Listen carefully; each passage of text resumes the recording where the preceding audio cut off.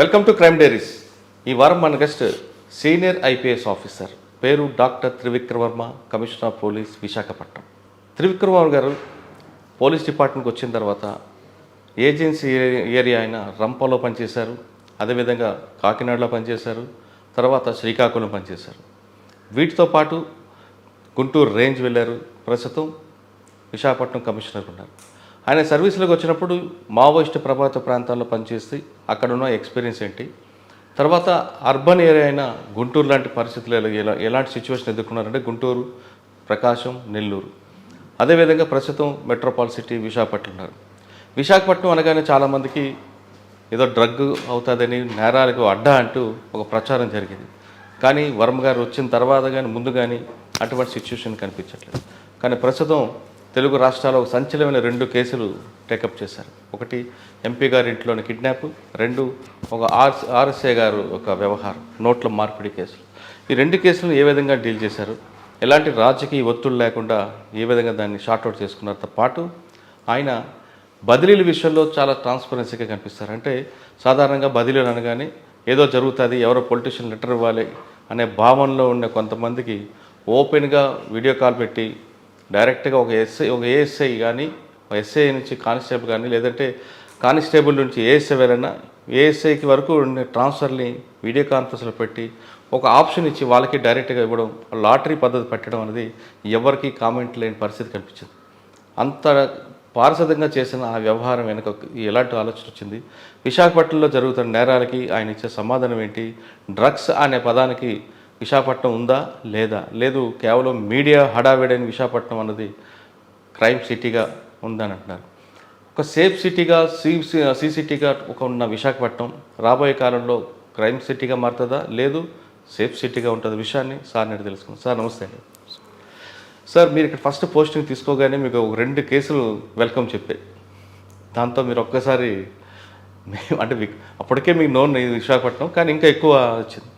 అంటే విశాఖ ప్రజలకి త్రివిక్రమ్ వర్మ గారు పరిచయం లేని వ్యక్తి, పరిచయం చేయక్కర్లేదు, ఎందుకంటే ఆల్రెడీ డీసీపీగా చేశారు, శ్రీకాకుళం చేశారు కాబట్టి.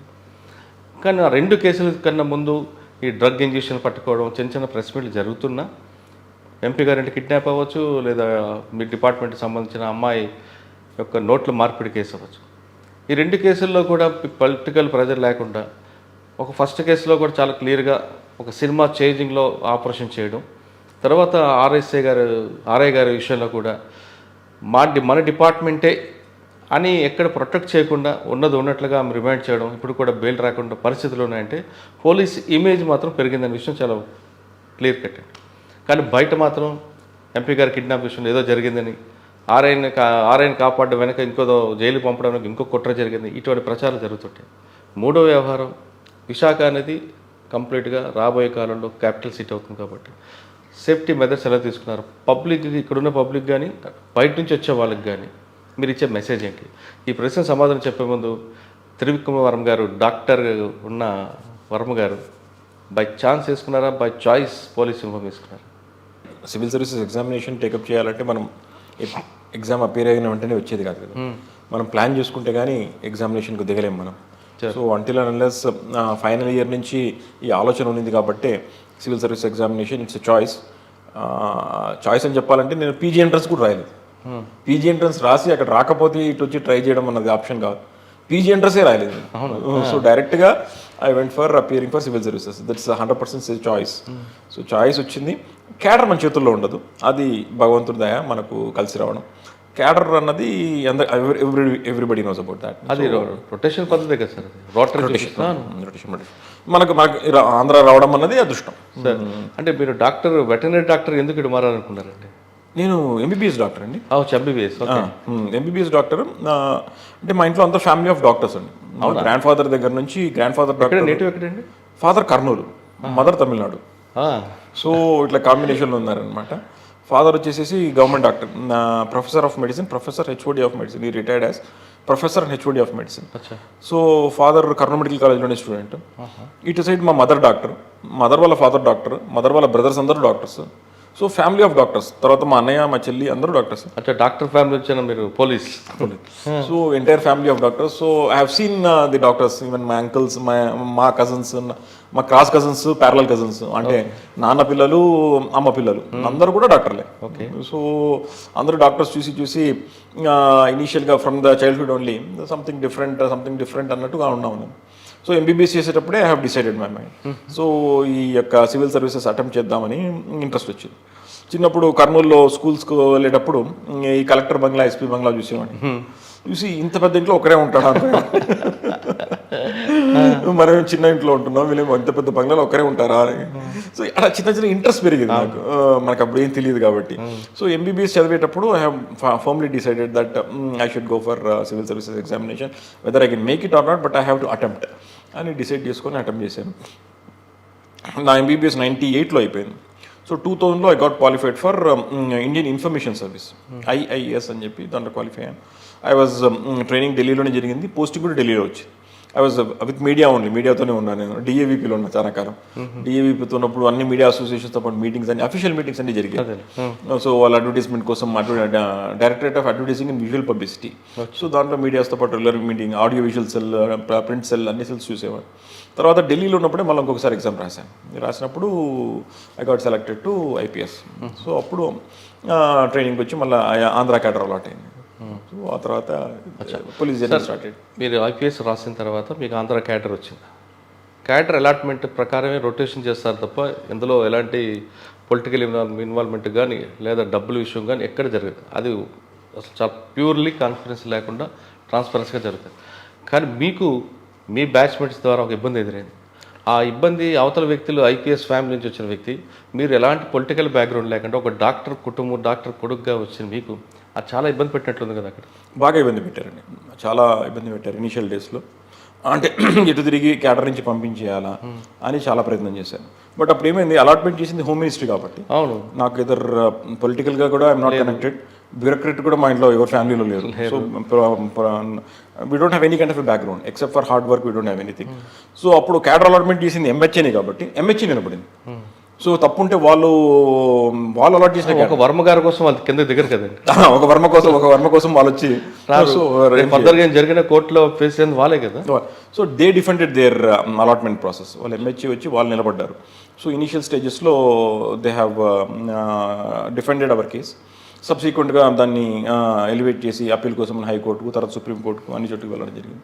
So all set and done, MHA has to it stand. లేకపోతే ఎంహెచ్ఏ అలాట్ చేసి వెంటనే వెళ్ళిపోవాల్సి వస్తుంది. So MHA stood to it stand and give me this Andhra cadre. అంటే అప్పుడు చాలా మీకు బాధ అనిపించలేదండి, ఇంత కష్టపడి వచ్చాం సర్వీస్ చేద్దాం, సర్వీస్ స్టార్టింగ్లో నాకు హెడల్ ఏంటి అని మీరు? బాగా ఇబ్బంది పెట్టారండి, బాగా ఇబ్బంది పెట్టి ఓబీసీ, మీరు ఓబీసీ కాదని అదని ఇదని సుప్రీంకోర్టు చాలా సుప్రీం పిటిషన్స్ పెట్టడం, కలెక్టరేట్లో పిటిషన్లు పెట్టడం. వాళ్ళు పవర్లో ఉన్నారని అప్పుడు చేశారు. కానీ అదొక డిస్టర్బెన్స్ ఉంటుంది కదండి. మీరు ఫస్ట్ పోస్టింగ్ వచ్చారు, ఏదో మంచి సర్వీస్ చేయాలి అన్న ఒక జిల్తో వచ్చినప్పుడు ఈ కవరింగ్ అనేది కొంచెం న్యూసెన్స్ అవుతుంది కదా. బాగా ఇబ్బంది పెట్టడం. అంటే నేను పనిచేసినప్పుడు రంపచోడవరం అండి ఫస్ట్ పోస్టింగ్.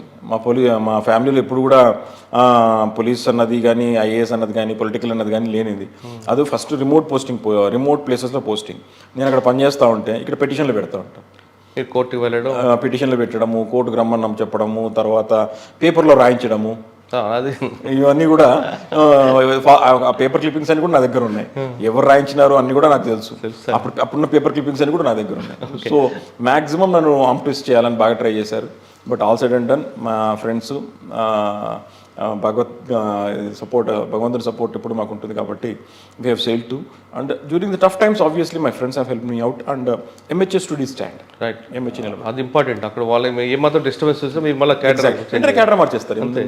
ఐఏఎస్ ఐపీఎస్ ఆఫీసర్స్కి whatever DOPT and MHS is final. వాళ్ళు వెళ్ళిపోమంటే మనం ఆబ్వియస్గా వెళ్ళిపోవాల్సింది. Sir first posting Rampa, ASP. Rampa అనగానే అప్పుడులో చాలా ఇబ్బంది ఉంటుంది, రాజు బొమ్మంగి, అండవరం, ఆ ప్రాంతం అంతా. వెళ్ళగానే మీరు ఏ విధంగా దాన్ని షార్ట్అవుట్ చేస్తారు? అంటే ఫస్ట్ ఛాలెంజ్ అక్కడ ఏమొచ్చిందండి రంపలో?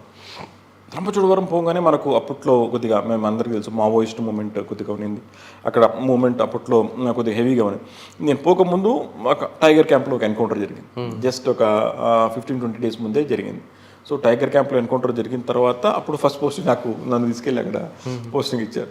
సో అప్పుడు హెవీ ఫోకస్ అంతా కూడా మా ఫోకస్ అంతా కూడా టోటల్గా it was on Maoist movements only.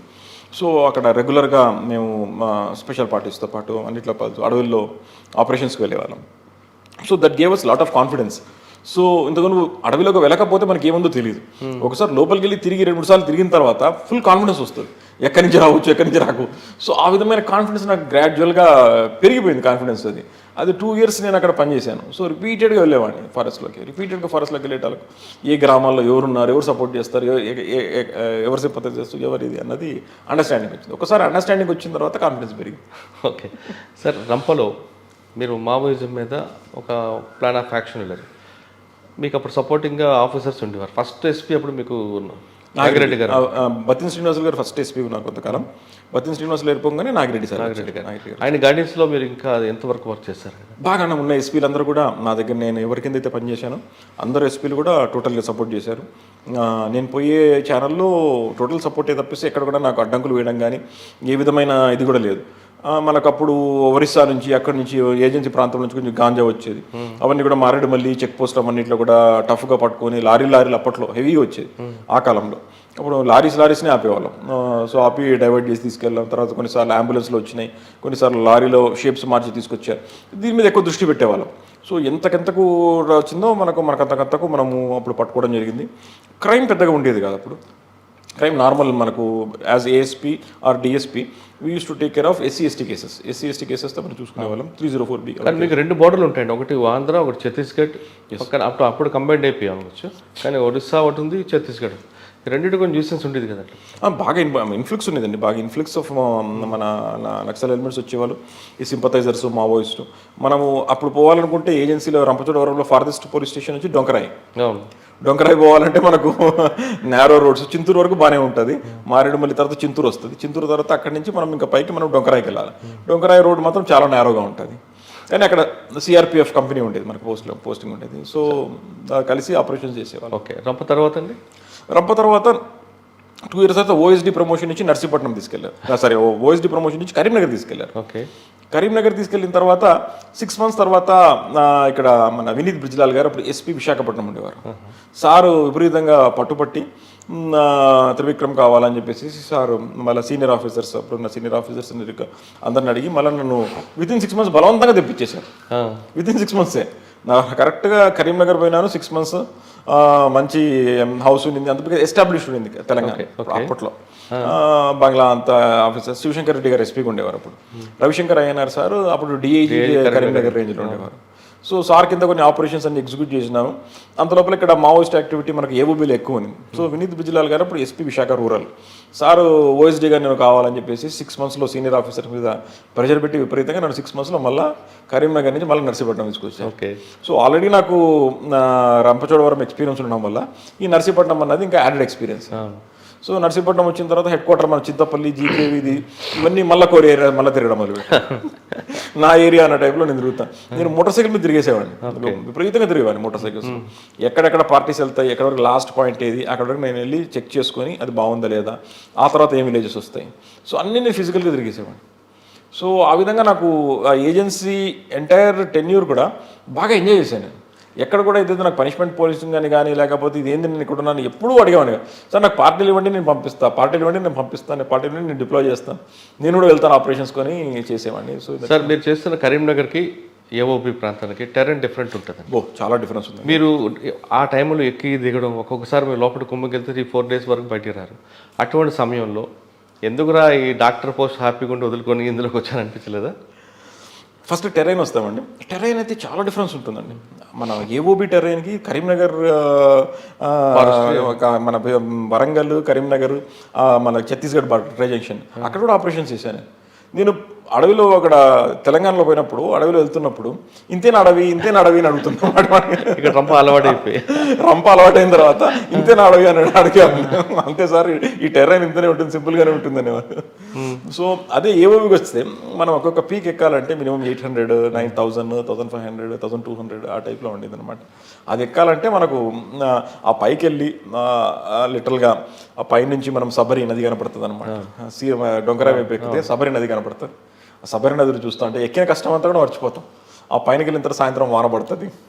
So ఇవన్నీ నిజంగా ఐ రియలీ ఎంజాయ్డ్. ఎక్క క్షణం కూడా నేను అది ఎప్పుడు బాధపడలేదు దాంట్లో. ఆ టైంలో రాత్రి పడుకునే వాళ్ళం, అక్కడే పడుకునే వాళ్ళం పార్టీస్తో పాటు. ఓకే, ఎంజాయ్ చేసేవాళ్ళం. ఎప్పుడన్నా మంచి ఎన్కౌంటర్ కోసం వెయిట్ చేసేవాళ్ళం. ఎన్కౌంటర్ జరిగిందంటే చాలా సంతోషపడేవాళ్ళం. సో రియలీ ఎంజాయ్డ్ ఎప్పుడు కూడా డాక్టర్ మిస్ అయినా అనుకోలేదు. సార్ నర్సీపట్నం తర్వాత నర్సీపట్నం తర్వాత నెక్స్ట్ వల్ల ప్రమోషన్ వచ్చింది. ఎందుకంటే రంప 2 years చేశాను, నర్సీపట్నం ఆల్మోస్ట్ 1.5 years చేశాను. 6 months అక్కడ అయిపోయింది. ఫస్ట్ పోస్టింగ్ ఈస్ట్ గోదావరి వచ్చింది. ఎస్పీ ఈస్ట్ గోదావరి వేశారు. సో ఎస్పీ ఈస్ట్ గోదావరి కూడా 1.5 year టెన్యూర్ చేశాను. Sir east Godavari first posting కాబట్టి మీకు అక్కడ ఒకటి ఛాలెంజ్ ఉంటాయి, 2 మీ అచీవ్మెంట్ కనిపిస్తుంది. ఫస్ట్ ఛాలెంజ్ ఏమి వచ్చిందండి? టోటలీ డిఫరెంట్ ఇది ఉందండి. అంటే అమలాపురం దగ్గర నుంచి మనం తీసుకుంటే ఏజెన్సీ వరకు అప్పట్లో అక్కడ క్రైమ్ కూడా మీకు ఒక్కొక్క జోన్కి ఒక్కొక్కటి కనిపిస్తుంటుంది. రంపచోడవరం ఇటువైపు మావోయిస్ట్ ఉంటుంది, అటు అమలాపురం వైపు ఎస్సీ కేసు కనిపిస్తుంది, అనపర్తి ఇటు తీసుకుంటే ఇచ్చే మైక్రో ఫైనాన్స్ విషయాలు చాలా కనిపిస్తుంటాయి. ఒకవైపు రోడ్ యాక్సిడెంట్స్ ఉంటాయి. అంటే క్రైమ్ ఎంత నేచురల్ ఎంతనే ఉందో అదంతా కూడా అక్కడ కనిపిస్తుంది. అన్ని అక్కడ కనబడుతుంది. చాలా పెద్ద జిల్లా ఒకటి, చాలా పెద్ద జిల్లా. అప్పుడు 70 పోలీస్ స్టేషన్స్ ఉండిందండి. 70 అబ్బా. అప్పుడు రాజమండ్రి అప్పుడే సపరేట్ అయింది. సో కింద అమలాపురం నుంచి తీసుకుంటే దగ్గర దగ్గర 70 పోలీస్ స్టేషన్స్ వరకు.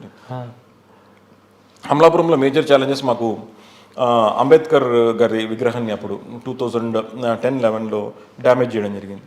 సో అప్పుడు కొద్దిగా 2 కమ్యూనిటీస్ మధ్యలో అప్పుడు మనకు గొడవలు స్టార్ట్ అయినాయి. అప్పుడు డిఐజీగా సూర్యప్రకాష్ రావు గారు ఉండేవారు ఏలూరులో. తర్వాత ఐజీగా మన కరెంట్ డీజీ గారు రాజేంద్రనాథ్ రెడ్డి గారు ఐజీ విశాఖ ఉండేవారు. సో సార్ ఆధ్వర్యంలో అప్పుడు రెగ్యులర్గా సార్ కూడా మానిటర్ చేసేవారు. ఈ యొక్క క్లాషెస్ మనకు స్టార్ట్ అయినాయి అప్పుడు అమలాపురం ఏరియాలో.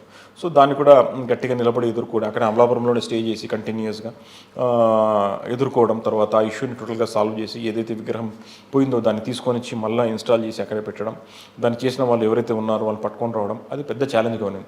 ఎందుకంటే ఎవ్రీడే స్ప్రెడ్ అవుతూ ఉంటుంది, సెన్సిటివ్ ఏరియా. అది కొద్దిగా ఛాలెంజింగ్ అనిపించింది ఆ టాస్క్.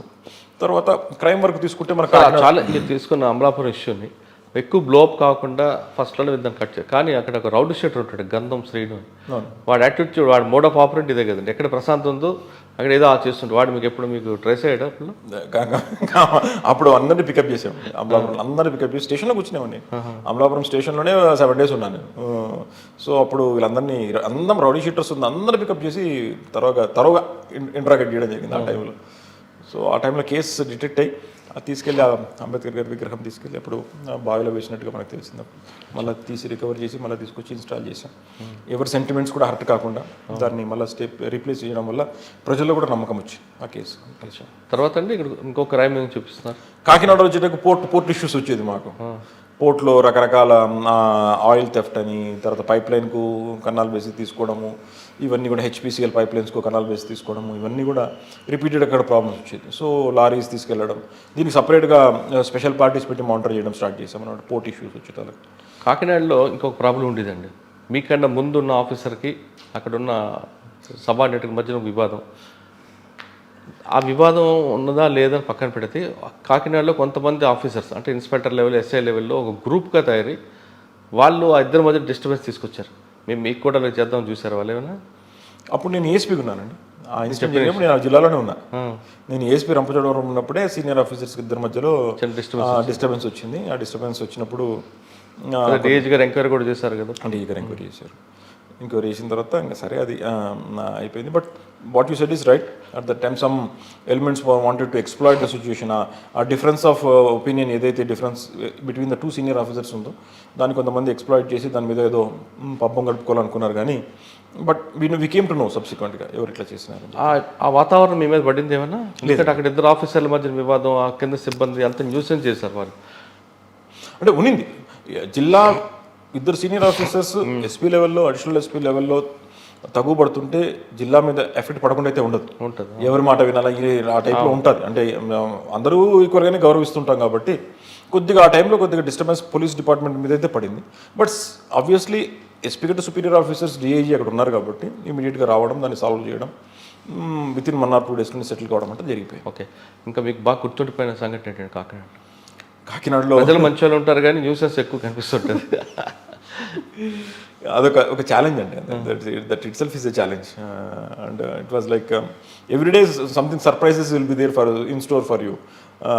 ఈస్ట్ గోదావరిలో మన హైవే మీద తీసుకున్నామంటే రిపీటెడ్గా యాక్సిడెంట్స్ జరగడం, ఓవర్లోడింగ్ ఆటోస్ పోవడం, మనకి ఏడీబీ రోడ్లో రాజమండ్రి నుంచి కాకినాడ పోయే రూట్లో విపరీతంగా రోడ్స్ అంతా కూడా వార్న్ అవుట్ కావడం, యాక్సిడెంట్స్ రిపీటెడ్ జరగడం, రెయిన్ వస్తే ఒక ప్రాబ్లం. సో ఇవన్నీ కూడా ఎదుర్కోవడం ఒకటి. తర్వాత ఎస్సీ ఎస్టీ కేసెస్ కూడా మనకు ఎక్కువ రిపోర్ట్ అవుతుంటాయి ఎస్సీ ఎస్టీ కేసెస్. అదేవిధంగా కాకినాడలో అంటే ఈస్ట్ గోదావరి, కాకినాడ ఒకటే కాదు, ఈస్ట్ గోదావరిలో ఎక్కువ ఫాల్స్ కంప్లైంట్స్ కనిపిస్తుంటాయండి. అంటే జనరలైజ్ చేయను నేను, బట్ ఆ జిల్లాలో అని చెప్పాను నేను, బట్ ఓకే కంప్లైంట్స్ ఎక్కువనే వస్తుంటాయి మనకు. ఈ ఎక్కువకి వచ్చే కంప్లైంట్స్ని కూడా మనకు vigilance and monitoring committee meeting ఉంటుందండి. అవును, దాంట్లో ప్రతి ఒక్క కేసు కూడా అడుగుతూ ఉంటారు డీటెయిల్గా.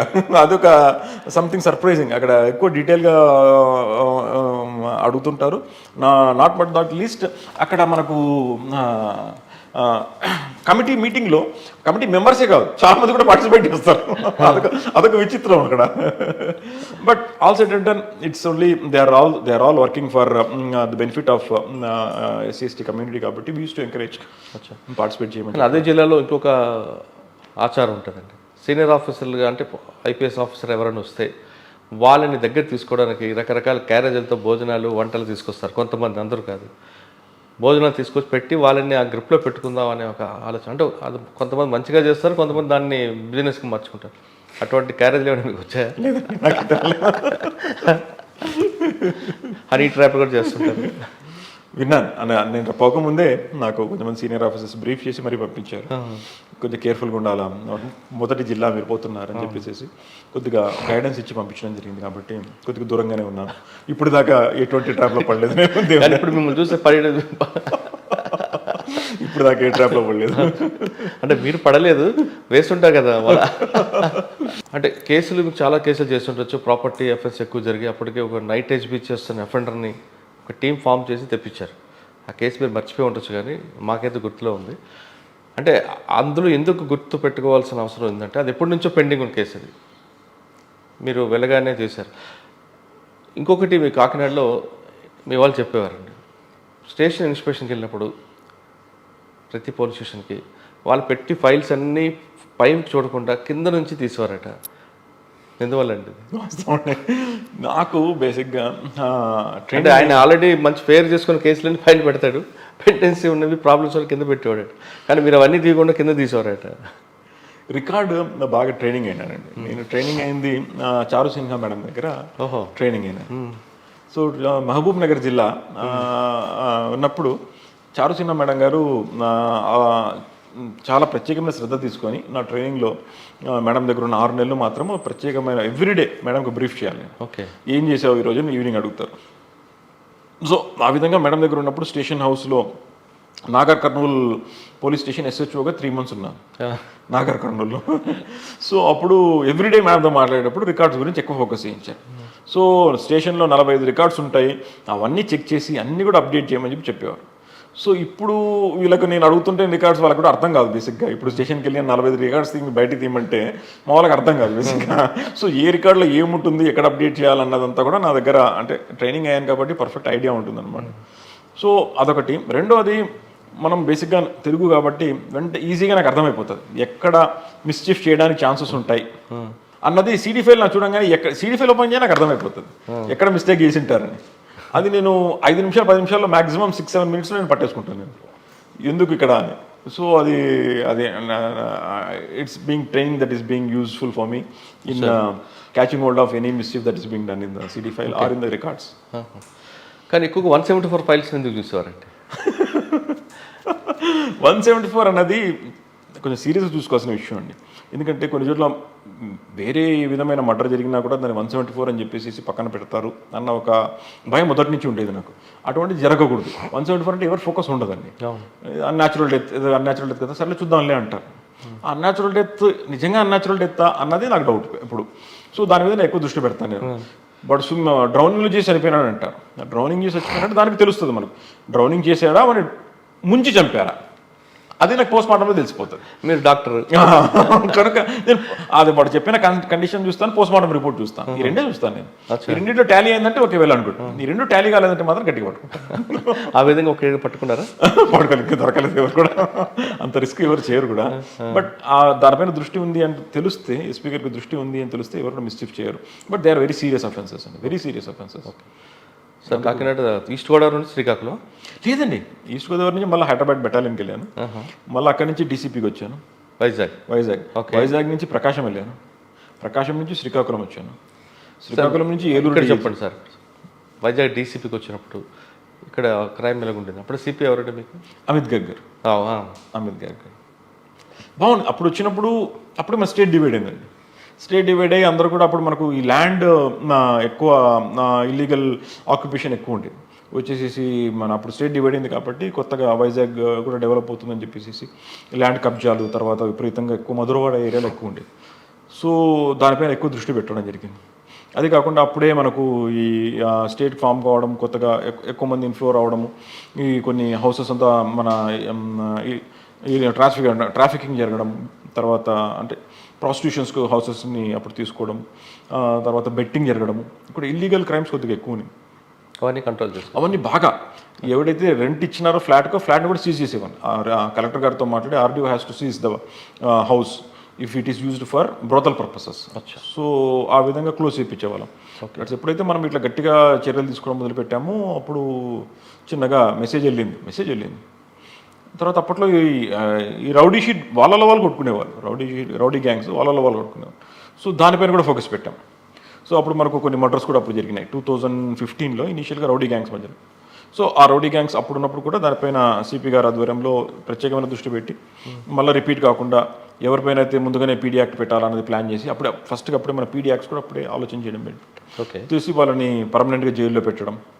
సో దీనిపైన ఎక్కువ దృష్టి ఫోకస్ చేశాం. తర్వాత మేజర్ ఈవెంట్ అప్పట్లో ఐఎఫ్ఆర్ ఇంటర్నేషనల్ ఫ్లీట్ రివ్యూ జరిగింది.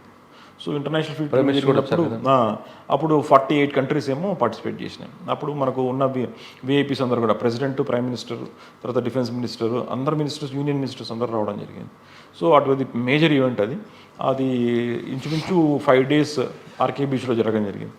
సో 5 daysలో మనకు క్రౌడ్ మనకు విపరీతంగా, ఆర్కే బీచ్ అంటే మనందరికీ తెలిసింది విశాఖ ప్రజలకు బాగా the very close related with heart to the RK beach. So ఏం జరిగినా కూడా ఆర్కే బీచ్కి వచ్చేస్తాం.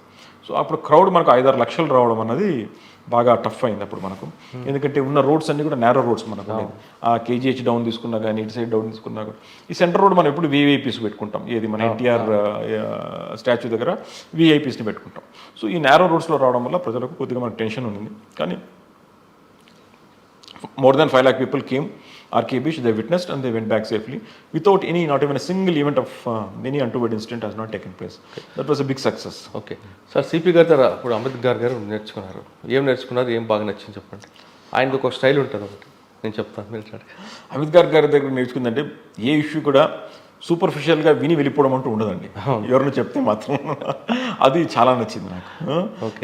ఆయన ఏం చెప్పినా కూడా అనలైజ్ చేసి ఆలోచన చేసి జవాబిస్తాడు తప్పిస్తే, సార్ ఇది చేసేస్తాం సార్, ఇది ప్రెస్ మీట్ పెట్టేస్తాం సార్ అంటే అది ప్రెస్ మీట్ పెట్టాలన్నా వద్దా, ఆ ప్రెస్ మీట్ ఎవరు పెట్టాలా, ఏ లెవెల్లో పెట్టాలా, ఏం చెప్పాలా అని ఇంత డీటెయిల్గా పోతాడండి. అది చూస్తే నాకు ఆశ్చర్యం వేసేది. పెట్టేసేపా నువ్వు అంటాం మనం మామూలుగా సార్, ఆయన అట్లా కాదు. తర్వాత ఎవరైనా వీఐపీ వస్తున్నాడు అంటే ఆయన కాన్వాయ్ రెడీగా ఉందా చూసుకోండి అంటాం. కాన్వాయ్లో ఎన్ని వెహికల్స్ ఉన్నాయి, ఎవరుంటారు, ఒక్కొక్క వెహికల్ ఎవరుంటారు, ఏ ర్యాంక్ ఉంటాడు, మన దగ్గర వెపన్ ఉందా, వాడికి ఏ వెపన్ ఇస్తావు, ఇప్పుడు వీళ్ళు లేకపోతే వాడు నెక్స్ట్ కంటిన్యూస్ ఎవరు, మొత్తం ఎన్ని వెహికల్స్, ఎన్ని బాయ్, అట్లా ఎంత డీటెయిల్గా వెళ్ళిపోతాడు. ఎన్ని గంటలకు వెహికల్ కాన్వాయ్ పొజిషన్ చేస్తావు, ఎక్కడ పొజిషన్ చేస్తావు, ఈ క్వశ్చన్లకు అన్ని ఆన్సర్ చేయాలంటే చాలా మెటిక్యులస్గా సార్ ఆలోచన లేదండి. ఆయన యాక్చువల్గా అమిత్ గారు వర్క్ స్టైల్గా ఉంటుందంటే, ఒక మర్డర్ జరిగిందంటే బాడీ అక్కడి నుంచి వెళ్ళడం కాకుండా నిందితుడు దొరికే వరకు స్పాట్లో ఉండేవారు. ఆయన డీసీపీ వెస్ట్ జోన్ ఉన్నప్పుడు ఆ కల్చర్ అలాగే కంటిన్యూ అయింది, లేదు మార్చివారు. మనం నేను ఇంకొక గుర్తుంది కేసు, ఒక అమ్మాయిని 4 అబ్బాయిలు ఇబ్బంది పెట్టారు అని చెప్పి తెలిస్తే అమ్మాయిని పిలిపించుకొని సారే మాట్లాడి స్టేషన్కి వెళ్ళి అమ్మాయి విక్టిమ్ని కూర్చోపెట్టి మాట్లాడి అమ్మాయిని కంఫర్ట్ ఇచ్చి 4 ఎక్కడి నుంచి వచ్చినారు చాలా డీటెయిల్గా వెళ్ళారు. నేను ఆశ్చర్యపోయేవాడిని, సిపి గారు వచ్చి అమ్మాయిని ఇంత డీటెయిల్గా వెరిఫై చేస్తున్నారు అని. ఇప్పుడు ఆ విధంగా గ్రావిటీ బట్టి సిపి ఏ లెవెల్లో రావాలా, ఎక్కడ ఇంటర్ఫియర్ కావాలా, ఏది ఇంపార్టెంట్ కేసెస్, ఎటువంటి కేసెస్ మనం దృష్టి పెట్టాలా, ఇటువన్నీ కూడా సార్ దగ్గర నేర్చుకోవడానికి అవకాశం కలిగింది, అంత మెటిక్యులస్గా పోవడానికి. రిప్లైస్ కూడా not only field work, replies కూడా మనం రాసే రిప్లైస్ ఎన్హెచ్ఆర్సీ కమిషన్కి, ఎస్హెచ్ఆర్సీ కమిషన్స్కి, కోర్టుకు ఫైల్ చేసే రిప్లైస్, ఇవన్నీ కూడా మెటిక్యులస్గా చూస్తాడు ఆయన. ఇవన్నీ కూడా సార్ దగ్గర నేర్చుకోవడానికి మంచి అవకాశం కలిగింది. Really happy that I learn many things from Ambedkar గారు. ఓకే, వైజాగ్ డీసీపీ తర్వాత శ్రీకాకుళం, వైజాగ్ డీసీపీ తర్వాత ప్రకాశం ఎస్పీ. ప్రకాశం అక్కడ డిఫరెంట్ అవుటేజ్ ఉంటుంది కదా. అక్కడ మనకు కాంబినేషన్ కదండి, రాయలసీమ నుంచి గిద్దలూరు ప్రాంతం రావడం, నెల్లూరు నుంచి కందుకూరు ప్రాంతం రావడం, విజయవాడ గుంటూరు నుంచి మనకు చీరాల ప్రాంతం రావడం, ఈ 3 జిల్లాల కలయికనే మనకు ప్రకాశం జిల్లా. సో ఇక్కడ డిఫరెంట్ కల్చర్స్ ఉంటాయి మనకు. సో గిద్దలూరు వైపు వచ్చేటాలకు ఇంకా కొంచెం అక్కడ మన కర్నూలు కల్చర్ కనబడతా ఉంటుంది, అక్కడ ఉన్న అఫెన్సెస్ డిఫరెంట్గా ఉంటుంది. సో అప్పటికి కూడా అక్కడ కూడా మనకు మావోయిస్ట్ మూవ్మెంట్ అయితే ఏం లేదు, కానీ పార్టీస్ అప్పట్లో కూడా కొద్దిగా 2015-16లో కూడా పార్టీస్ పంపించి కొన్ని డంప్స్ రికవర్ చేసాం. మావోయిస్ట్ డంప్స్ ఉంటే రికవర్ చేసాం, అఫీషియల్గా అన్ని కూడా రికార్డు పెట్టడం జరిగింది. సో ఆ ఏరియాలో కొద్దిగా చూసాం. తర్వాత వెలిగుంట ప్రాజెక్టు అప్పట్లో మన పోలీస్ పరంగా కూడా ఏం కావాలన్నది, వాళ్ళకి ఏమన్నా అక్కడ ఏమైనా ఇబ్బందులు ఉన్నా, వాళ్ళ ప్రాజెక్ట్ చేస్తున్న వాళ్ళకి ఇబ్బందులు ఉన్నా అవి చూసుకోవడం జరిగింది. చీమకుర్తి తర్వాత ఏజెన్సీ, మన చీమకుర్తి ప్రాంతంలో అప్పట్లో ఎక్కువ మంది లేబర్ వచ్చేవారు ఈ గ్రానైట్ ఫ్యాక్టరీస్లో పనిచేసుకోవడానికి. సో వీళ్ళకి ఒక డేటాబేస్ పెట్టుకోవాలా, ఎవరు వస్తున్నారు, ఎవరేమైనా చనిపోతే ఎవరు దానికి రెస్పాన్సిబిలిటీ. వాడు ఫ్యాక్టరీ ఓనర్ కాదనుకుంటే ఎవరు ఐడెంటిఫై చేయలేరు, వాడు ఎక్కడ పని చేస్తున్నాడో ఎవరికి తెలియదు. సో డేటాబేస్ ఏర్పాటు చేసుకోవాలని చెప్పి అప్పుడు ఫామ్ చేయడం. స్లేట్ ఇండస్ట్రీస్ చాలా ఉంటుంది, మార్కాపురంలో స్లేట్ ఇండస్ట్రీ ఉంది, ఇక్కడ గ్రానైట్ ఉంది, పాలిషింగ్ ఇండస్ట్రీస్ ఎక్కువ మార్టూరు దగ్గర అంతా కూడా. సో ఇండస్ట్రీస్ అన్నింటిలో కూడా బల్లికర్వా ఏరియంతా కూడా granite industries and polishing industries ఉంది. సో ఒక database of the labour working from out side states. So ఇవన్నీ ఏర్పాటు చేసి కొద్దిగా ఒక లెవెల్ వరకు తీసుకురావడం జరిగింది. ఓకే, అక్కడ మీకు బాగా మెమరబుల్ కేసు ఉంది? అక్కడ మెమరబుల్ కేసా? అన్ని మెమరబుల్ కేసులే. అక్కడ మెమరబుల్ కేస్ చాలా ఉన్నాయండి, గుర్తురావట్లేదు అంతే. అక్కడ ఎక్కువగా మీరు మెన్ వెల్ఫేర్కి ఎక్కువ ప్రయారిటీ ఇచ్చేవారంటారు? ఎస్, అవునండి. అక్కడ medical examination of entire Prakasam police పెట్టినప్పుడు మన దగ్గర ఉన్న వసతులే టాప్ అని చెప్పేసి డీజీపీ గారు కూడా చెప్పడం జరిగింది. అప్పట్లో ప్రకాశం జిల్లాలో medical examination of the police families were the best అని అప్పుడు చెప్పడం జరిగింది. అప్పట్లో మేము పోలీస్ ప్రాపర్టీస్ అంతా కూడా డీజీ సాంబశివరావు గారు ఉండేవారు. అప్పుడు పోలీస్ ప్రాపర్టీస్ అన్నిటి కూడా ఐడెంటిఫై చేయమన్నారు, ఎక్కడెక్కడ ల్యాండ్స్ ఉన్నాయి, ఎక్కడెక్కడ ఫెన్సింగ్ చేసి పెట్టాలా, ఎక్కడ ప్రొటెక్ట్ చేసుకోవాలని చెప్పి సార్ అప్పుడు దానిపైన దృష్టి పెట్టడం జరిగింది, దానిపైన కూడా ఫోకస్ చేయడం జరిగింది. అక్కడి నుంచి శ్రీకాకుళం వచ్చి సార్ అక్కడ మీకు పొలిటికల్ ప్రెజర్ రాలేదా? ఎందుకంటే 2 పార్టీలకు సంబంధించిన నాయకులు, బలమైన నాయకులు ఉన్నారు 2 పార్టీలకు కూడా. అవును, మీకు అటువంటి ఇష్యూస్ ఎక్కడ కూడా ప్రెషర్ నాకు ఎక్కడ రాలేదండి. ఏ వచ్చినా కూడా నేను కన్విన్స్ చేసి చెప్తాను వాళ్ళకి, ఫ్యాక్ట్స్ ఇవి సార్, ఫ్యాక్ట్స్ ఇవి కాబట్టి మనం దీంట్లో డిబేట్ అవుతే బాగుండదు అని ఇప్పుడు వచ్చినా కూడా చెప్తూనే ఉంటాను. సార్ పొలిటికల్ లీడర్స్కి మీరు ఆ విధంగా చెప్తే వాళ్ళు అర్థం చేసుకుంటారు, లేదు వాదించేవారండి? 99% ఒప్పుకుంటారండి, 99% ఒప్పుకుంటారు. సార్ వద్దు సార్, మనకి ఇష్యూలో అనవసరంగా బ్యాడ్ నేమ్ వస్తుంది, లేకపోతే చేయడం వల్ల ఇంకా ఎక్కువ దీని మీద దృష్టి సారిస్తారు, దీన్ని కాపాడడం వల్ల ఎక్కువ దృష్టి సారిస్తారు అని చెప్పి వాళ్ళు కూడా వినేవారు. నన్నైతే ఇప్పుడు కూడా వాళ్ళతో ఎప్పుడు నాకు ఘర్షణ రాలేదు 90% కూడా. తర్వాత శ్రీకాకుళంలో మీ అందరికీ తెలుసు, అదొక ఛాలెంజింగ్ టాస్క్ అది కూడా, ఇన్ ది సెన్స్ దట్ మనకు హీరా మండలంలో వంశధార ప్రాజెక్ట్ మీద రిజర్వాయర్ కట్టడానికి ఎప్పుడు పోయినా అక్కడ జిల్లాలో రాగానే కలెక్టర్కి, ఎస్పీకి ఛాలెంజ్ ఏంటంటే వంశధార ప్రాజెక్టులో రిజర్వాయర్ కట్టడం, అక్కడ ఉన్న 15 గ్రామాలను వెకేట్ చేయించడం. ఆ 15 గ్రామాలు హీరామండలం మండలంలో ఆ 15 గ్రామాలు వాళ్ళు పాత కాంపెన్సేషన్ తీసుకున్నారు, తర్వాత వెకేట్ చేయలేదు. తర్వాత ఇప్పుడు కొత్త కాంపెన్సేషన్ కావాలా, కొత్త ప్యాకేజ్ కావాలని కూర్చోడం. సో ప్రతిసారి ఎప్పుడు ప్రెషర్ పెట్టినా కూడా వాళ్ళు వచ్చి ఎంఆర్ఓ ఆఫీస్ని అటాక్ చేయడం, తర్వాత కన్స్ట్రక్షన్ కంపెనీని అటాక్ చేయడం. సో ప్రతిసారి నడిచేది. సో అది ఛాలెంజింగ్గా తీసుకున్నాం. అప్పుడు కలెక్టర్ గారు ధనంజయ రెడ్డి గారు కలెక్టర్గా ఉండేవారు. సో నేను ఒక 8 రోజులు హీరామండలంలో ఉండిపోయాను, రాత్రులు కూడా అక్కడే ఉండిపోయాను. 8 రోజులు ఒకవేళ బయలుదేరినా కూడా రాత్రి 11 గంటలకు అట్లా బయలుదేరి శ్రీకాకుళం వెళ్ళేవాడిని.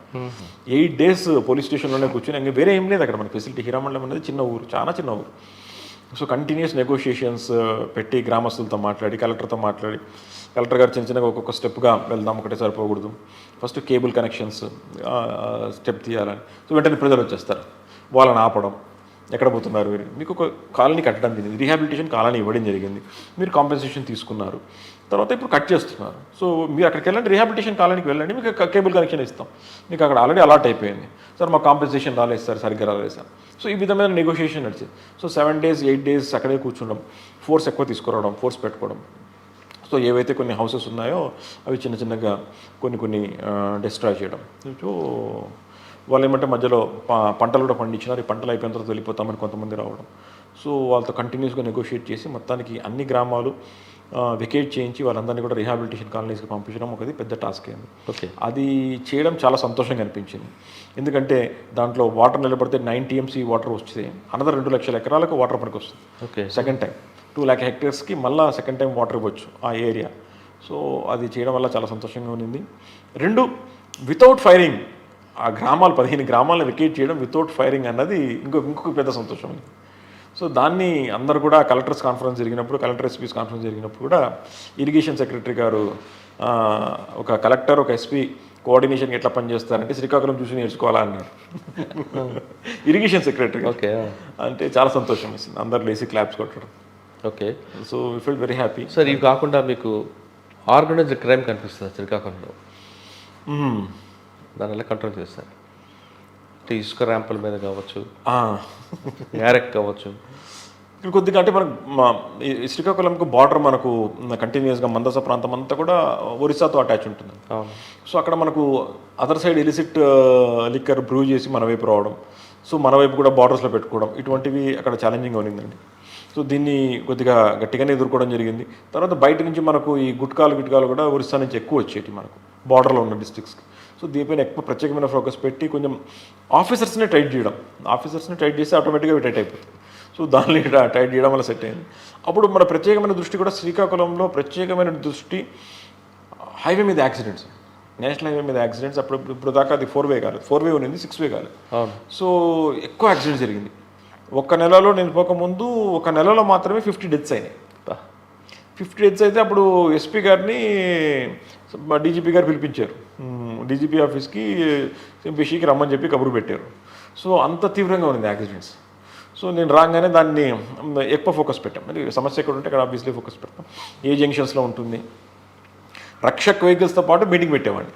రక్షక్స్ తిరుగుతుంటారు కదా, ఆ లెవెల్ నుంచి స్టార్ట్ చేశాను.